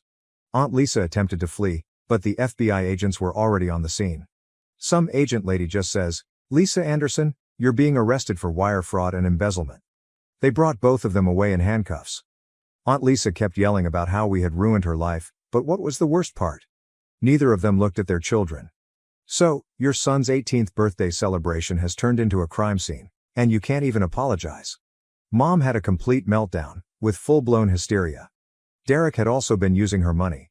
She had signed a series of papers without reading them because she trusted him, she claimed, and he had practically stolen everything she had left from her father's life insurance. The following few weeks were chaotic. The FBI inquiry uncovered even more evidence. Aunt Lisa and Derek had planned this for more than a year. They had phony passports, offshore money, and an entire secret existence ready to go. They had taken from almost everyone. The business, the kids' education funds, and even charity money from those fancy parties they were always attending. Uncle Marcus was watching how everyone handled the situation. Rebecca and Michael basically moved into my small apartment. We had this whole system. Michael slept on the futon, Rebecca shared my bed, and we all used the same bathroom, which was strange. They both landed jobs at the laundromat. Rebecca is actually very good with clients when she isn't nasty to them, while Michael has a talent for maintaining machines. He discovered an issue with the industrial dryer that even the repairmen couldn't remedy. Mom went to rehab, not for drugs, but to deal with everything. She'd been so intent on looking great and living the perfect rich life that she'd overlooked all of Derek's warning signs. Uncle Marcus really stepped up. He has been teaching us all about the business. He says he hopes we, me, Rebecca, and Michael, can run it together someday. We all have various strengths. I'm brilliant with mathematics, like my father was. Rebecca's amazing with people when she tries, and Michael's a bizarre genius with machines. Last week, we all went to Dad's grave for the first time together. Uncle Marcus told us more about himself, including how he helped establish this entire business while still teaching because he believed in helping people. Aunt Lisa and Derek are now in jail. It turns out that taking millions and planning to depart the country is criminal. They're both attempting to blame each other, which would be amusing if it weren't so tragic. Michael and Rebecca are still struggling with it. Imagine discovering that your mother cared more about running away with someone else's spouse than she did about you. But do you know what's weird? We are actually better now. Like all of us. Mom is dealing with her concerns rather than hiding behind fancy sunglasses. Rebecca and Michael experienced what it's like to genuinely work for something. I discovered that accepting help from others is not always a sign of weakness. Sometimes I look around at my life and can't believe how different it is from a year before. For example, I am currently sitting in the laundry office, which is also my workplace. I handle the place, and it dawns on me. Despite losing my family, I am doing a lot better now. TLDR. Discovered aunt and stepfather were secret lovers who planned to take millions and flee. They were arrested at a birthday party. Mom had a breakdown and went to treatment. Cousins learned humility through laundry, and we all became a true family. Also, Dad was playing 4D chess from beyond the grave. I bought a house, but my family expected me to house my sister's family for free. I refused, cut them off, and I'm moving to London. I, 35F, work as an investment analyst and am pretty successful in my job. Growing up with an older sister, Victoria, 38 degrees Fahrenheit, I realized early on that if I wanted something, I had to work for it myself. From the start, our parents' treatment of us was noticeably different. When Victoria turned 16, she received a nice new Volkswagen Beetle with a large red bow on top. When it was my turn, I got Dad's ancient Honda, which had 150,000 miles and a tendency to break down. Victoria has always been the ideal child in our parents' eyes. She was the beautiful one, the social butterfly, the one who couldn't do anything wrong. She married her husband, Nathan, 39 million, right after graduation, and they quickly began having children. They currently have 3. Charlotte, 8F, Lucas, 5M, and Andrew, 2M. They live in a rental flat, which Victoria frequently complains about. Meanwhile, I have been more fortunate in my own way. My best friend's parents own numerous properties and have been renting me a wonderful one-bedroom apartment at half of the market rate for the last 5 years. They trust me because I've never given them any reason not to. While Victoria had everything handed to her, I learned to be cautious with money. Since I began working, I've been saving diligently by living within my means, cooking at home rather than eating out, and taking public transportation whenever possible. My coworkers frequently mock me for being overly frugal, but I had a plan. College provided another striking evidence of inequity. Victoria attended her ideal school, with our parents covering all expenses, including tuition, lodging and board, and a hefty monthly allowance. Meanwhile, throughout my final year of high school, I applied for every scholarship I could find, staying up late to maintain my perfect GPA, knowing that it was my last chance at higher study. With remote work becoming more widespread at my company, I just need to come into the office for key meetings. A tranquil country cottage seemed ideal. Last week, I finally opened my savings account and examined the data. After years of diligent planning and saving, I had enough to make a down payment on a small home. I was in the middle of looking through real estate listings when my mother called, with her usual impeccable timing. "Don't forget, we're expecting you for dinner on Saturday," she added, her voice carrying a subtle order disguised as a reminder. "Victoria and Nathan are coming with the kids, and please try to be on time for once." I arrived at my parents' suburban home at precisely 5:05 p.m. that Saturday. Their driveway was already full with Victoria's minivan, so I had to park on the street. Inside, there was the usual chaos. Kids running around, my mother fussing over everyone as if it were a state supper rather than our typical family meeting. My father had already retired into his usual recliner with his newspaper, where he would remain until supper was served. The traditional dinner complaints circulated. Nathan complains about his demanding supervisor and difficult project deadlines. Victoria laments their tight flat and the children's constant demands. Dad expressed concerns about the economy and gas prices. Mom frequently adds to the commotion by commenting on everyone's eating habits and portion amounts. During these evenings, I mastered the art of mental escape. I took advantage of the hubbub by checking my phone under the table and scrolling through a lovely small home I had discovered. 2 bedrooms, a large kitchen, and a stunning garden. The pricing was within my budget. The listing images depicted a beautiful wraparound porch, ideal for a set of rocking chairs. The prospect of sitting there with my morning coffee made me happy. "What's so interesting on that phone? You barely touched your food." Mom's piercing voice broke through the background commotion. Her hawk-like eyes never skipped a beat, despite the commotion. I could have made something up about work, but perhaps the warmth of the fantasy still lingering in my head compelled me to be honest. "Actually, I'm looking at houses. I'm thinking about buying one soon." The silence that followed was terrible. You could hear the ice cubes settling in the water cups. Even the children realized something had changed. Charlotte paused in the middle of a conversation about her school performance. Lucas halted, fork halfway to his mouth. Even tiny Andrew stopped slamming his spoon against his high chair. Victoria's head shot up so quickly that I worried she could suffer whiplash. Nathan's incessant rants about his boss ended in mid-sentence. Mom's hand paused in the middle of reaching for the salt shaker. Dad's newspaper descended gently, like a curtain, showing his astonished expression. "Buy a house?" Mom asked, as if she hadn't heard me right. You? Well, yes, I admitted, immediately regretting my candor. The way they all looked at me made me feel like I had announced plans to invade Mars. I'm just looking at options right now, nothing definite. What kind of house? Victoria said, her voice retaining the strangely pointed tone she used when she felt frightened. It was the same tone she used when I received a higher SAT score than she did, just before convincing our parents that I had cheated. I haven't really decided yet, I answered ambiguously, attempting to change the conversation. But I could sense their minds working, unspoken thoughts nearly palpable in the air. My parents exchanged profound looks, the type they'd honed over decades of marriage. Victoria kept looking at Nathan, who had suddenly become quite interested in his mashed potatoes.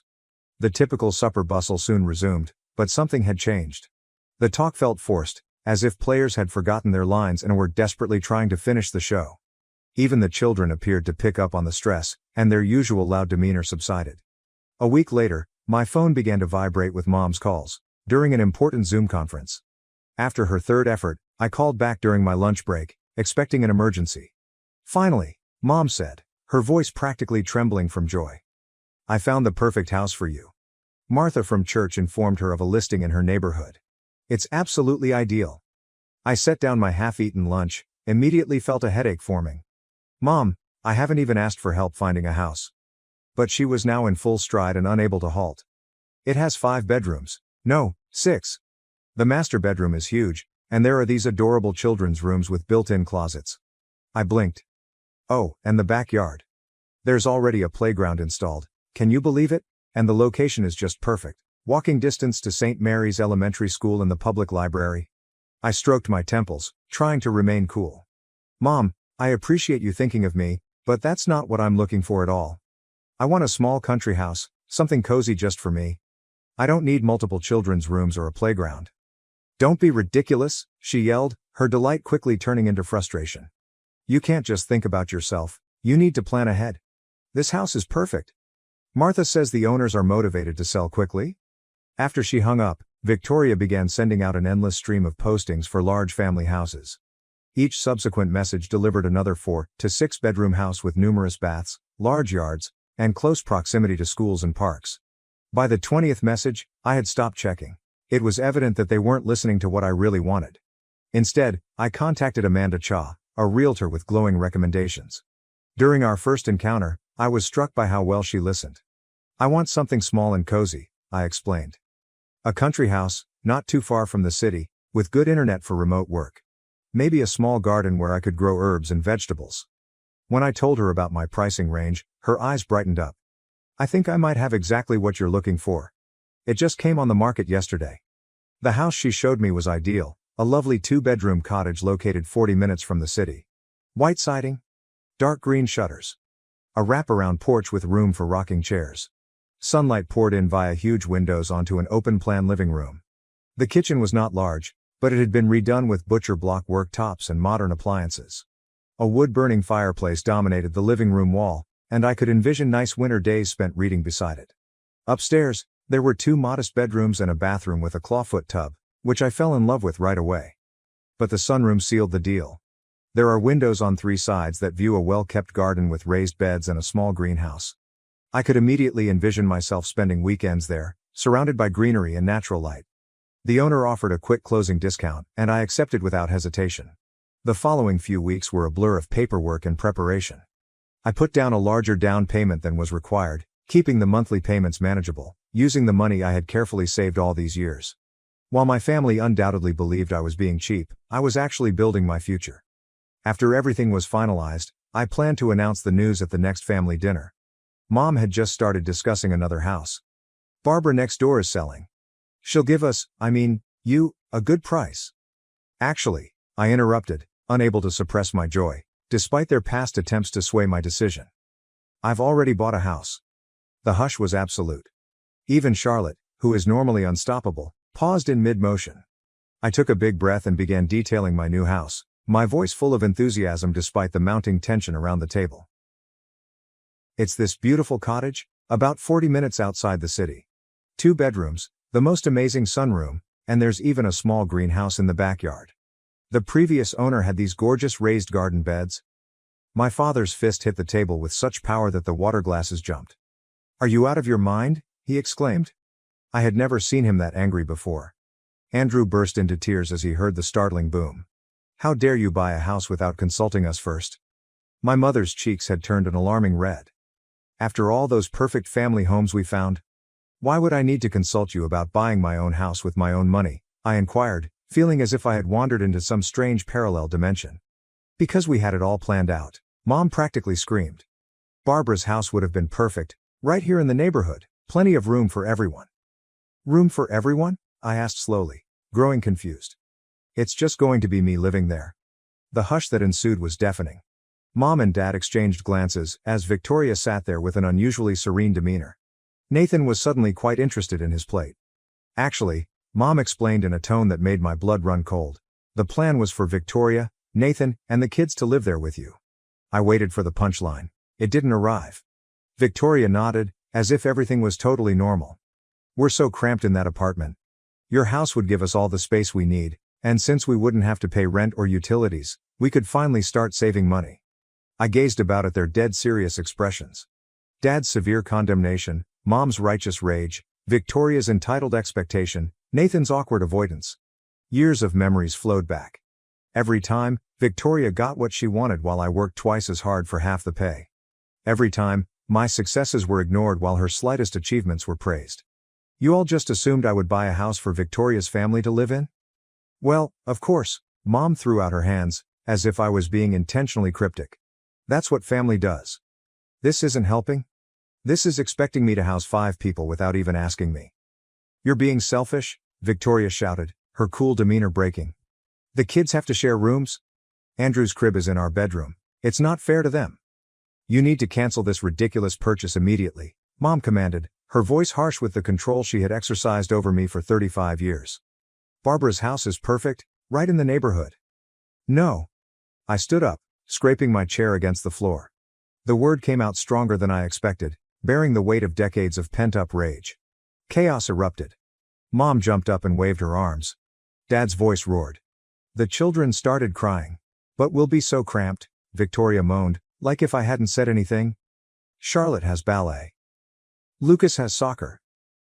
You're not going to be cramped anywhere because you're not living in my house," I said calmly. "None of you are. Ever. Is that clear enough for you?"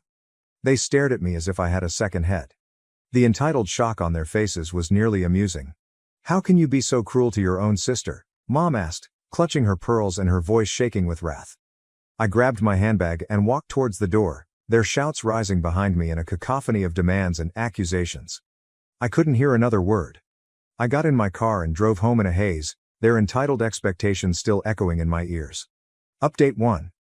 The aggressive knocking on my flat door began as I was packing the kitchen. The coffee mug I was wrapped in newspaper slid from my grasp but landed safely on a mound of packing paper. "Open this door right now," my father's voice rang through the wood. "We know you're in there." I froze, bubble wrap still in my fingers. More thumping ensued. "Go away," I yelled back. "I'm not discussing this anymore. Don't you dare talk to us like that." Dad's fist caused the door to rattle in its frame. "We raised you better than this?" My hands trembled as I took up the phone. "If you don't leave right now, I'm calling the police, I mean it." I pulled up the keypad and purposefully pushed digits, ensuring that they could hear the beeping. "I'm dialing right now." Dad's curse was broken by Mom's sudden intake of air. "We're leaving." Mom's voice had become as icy as ice. "But this isn't over. You're making a terrible mistake." I slid down against the wall, my heart thumping, after hearing their footsteps disappear down the corridor. An hour later, Victoria sent the first message, which included a photo of Charlotte and Lucas squished together on their shared bunk bed. "Look how little space they have," the caption stated. "Charlotte can't even have a desk for homework." When I didn't answer, another photo appeared. Andrew's crib squeezed into the corner of Victoria and Nathan's room. "He wakes up every time we come to bed. This isn't fair to him." As I continued to ignore her, Victoria's communications became increasingly hostile. They began arriving at all hours. 2 a.m., 4 a.m., and 6 a.m. "You always were Dad's least favorite. Mom cries herself to sleep because of you. I hope you're happy all alone in that big house while your nieces and nephews suffer." I blocked her phone number. Then her Facebook. Then her Instagram.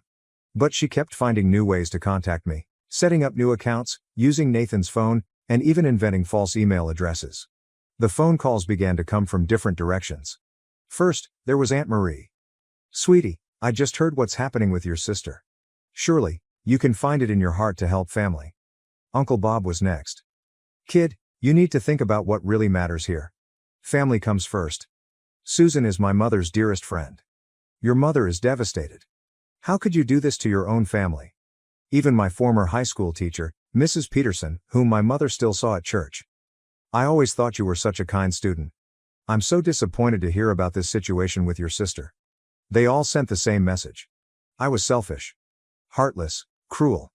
I should give up my home, my goals, and my independence to help Victoria. None of them seemed to wonder why Victoria's living predicament was my concern. After 2 weeks of incessant pestering, I'd had it.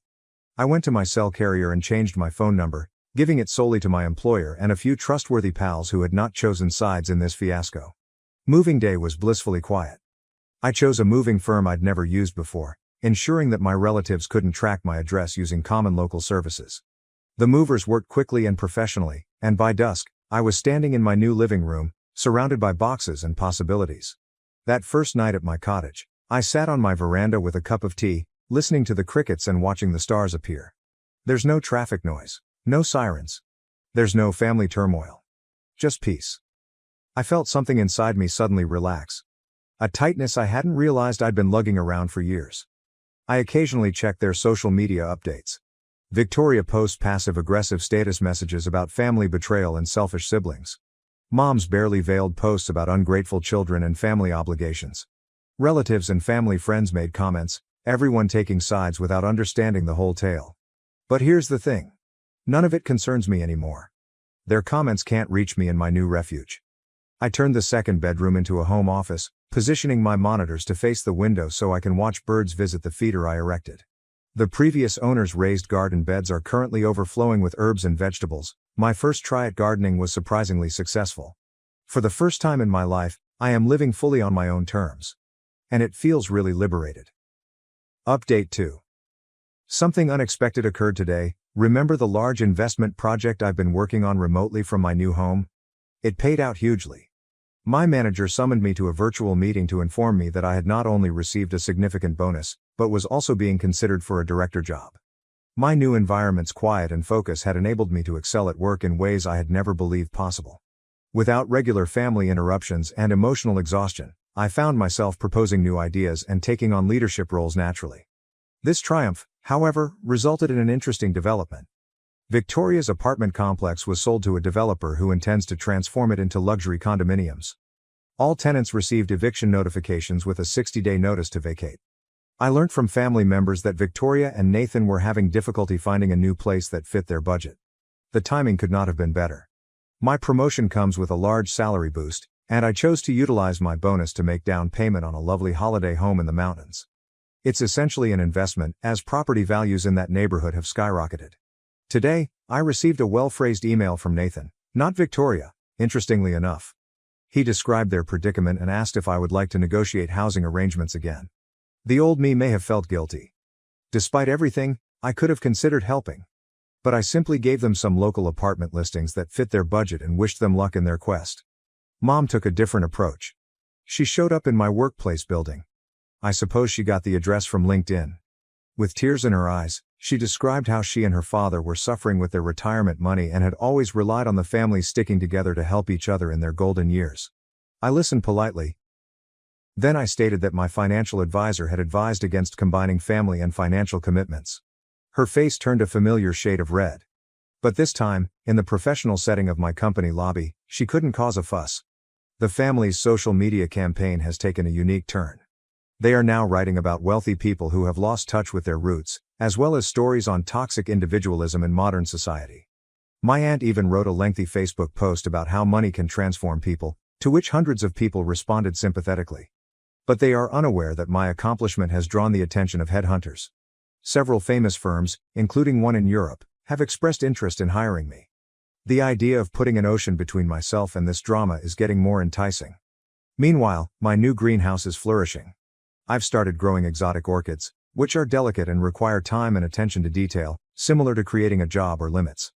I'm discovering that the most satisfying experiences in life require time and effort to cultivate. I joined a local gardening group, which has become a fantastic source of camaraderie. These people have no idea about my family issues. They just know me as the woman who brings homegrown herbs to meetings and asks in-depth questions about soil pH. It's refreshing to be judged entirely on who I am, rather than my willingness to give up my life for the sake of others' convenience. Yesterday, I held my first dinner party in my new house. Colleagues, gardening friends, and neighbors gathered at my dining table to share wonderful food and conversation. No one asked anything from me, except possibly the recipe for my herb-crusted salmon. The evening was filled with laughter, intelligent conversation, and mutual respect, all of the things that family gatherings should be but never are. As I watched my visitors have fun on the porch and fireflies dance in the yard beyond, I realized something important. I haven't simply purchased a house. I've built a life. A life that is totally my own, free of the burden of others' expectations and entitlements. Allow them to submit their passive-aggressive messages. Let them discuss family duty and obligation. I'm too busy thriving to worry. Update 3. The last elements of my win fell into place today. Victoria and Nathan were unable to acquire a new apartment. Their credit check found some alarming findings. They're currently temporarily residing with our parents, with all 3 kids squeezed into the guest room. Meanwhile, I received an official offer for the director post in our London office. The remuneration package is outstanding, including a lovely, company-provided flat in Kensington. When I announced my acceptance on LinkedIn, professional congrats flooded in. The contrast between my colleagues' sincere support and my family's harsh silence was startling. The most rewarding moment was when Dad called. His voice lacked the usual authority. He began by casually asking about this London foolishness, but it soon became evident why he was calling. The recent market slump has significantly reduced their retirement savings. They'd reportedly planned to sell their home and move in with Victoria's family, in the house they anticipated me to buy. We always assumed we'd all be together, he added, his voice unusually shaky. Your mother and I aren't getting any younger. I stayed professional and detached, offering a great financial advisor I know. She specializes in retirement planning for seniors. I'll email you her contact information. My family is unaware that I have already made arrangements to manage my mountain home as a premium vacation rental. The predicted income is impressive, more than enough to pay Victoria's whole monthly rent, strangely. But it is not information I intend to convey. Today, I held a farewell garden party for my local friends. The greenhouse was in full flower, with orchids providing a beautiful backdrop. As I watched my visitors have fun, someone commented on how much I've changed since moving here, how I appear more confident and at ease. Later that evening, while packing for London, I discovered an old photo album.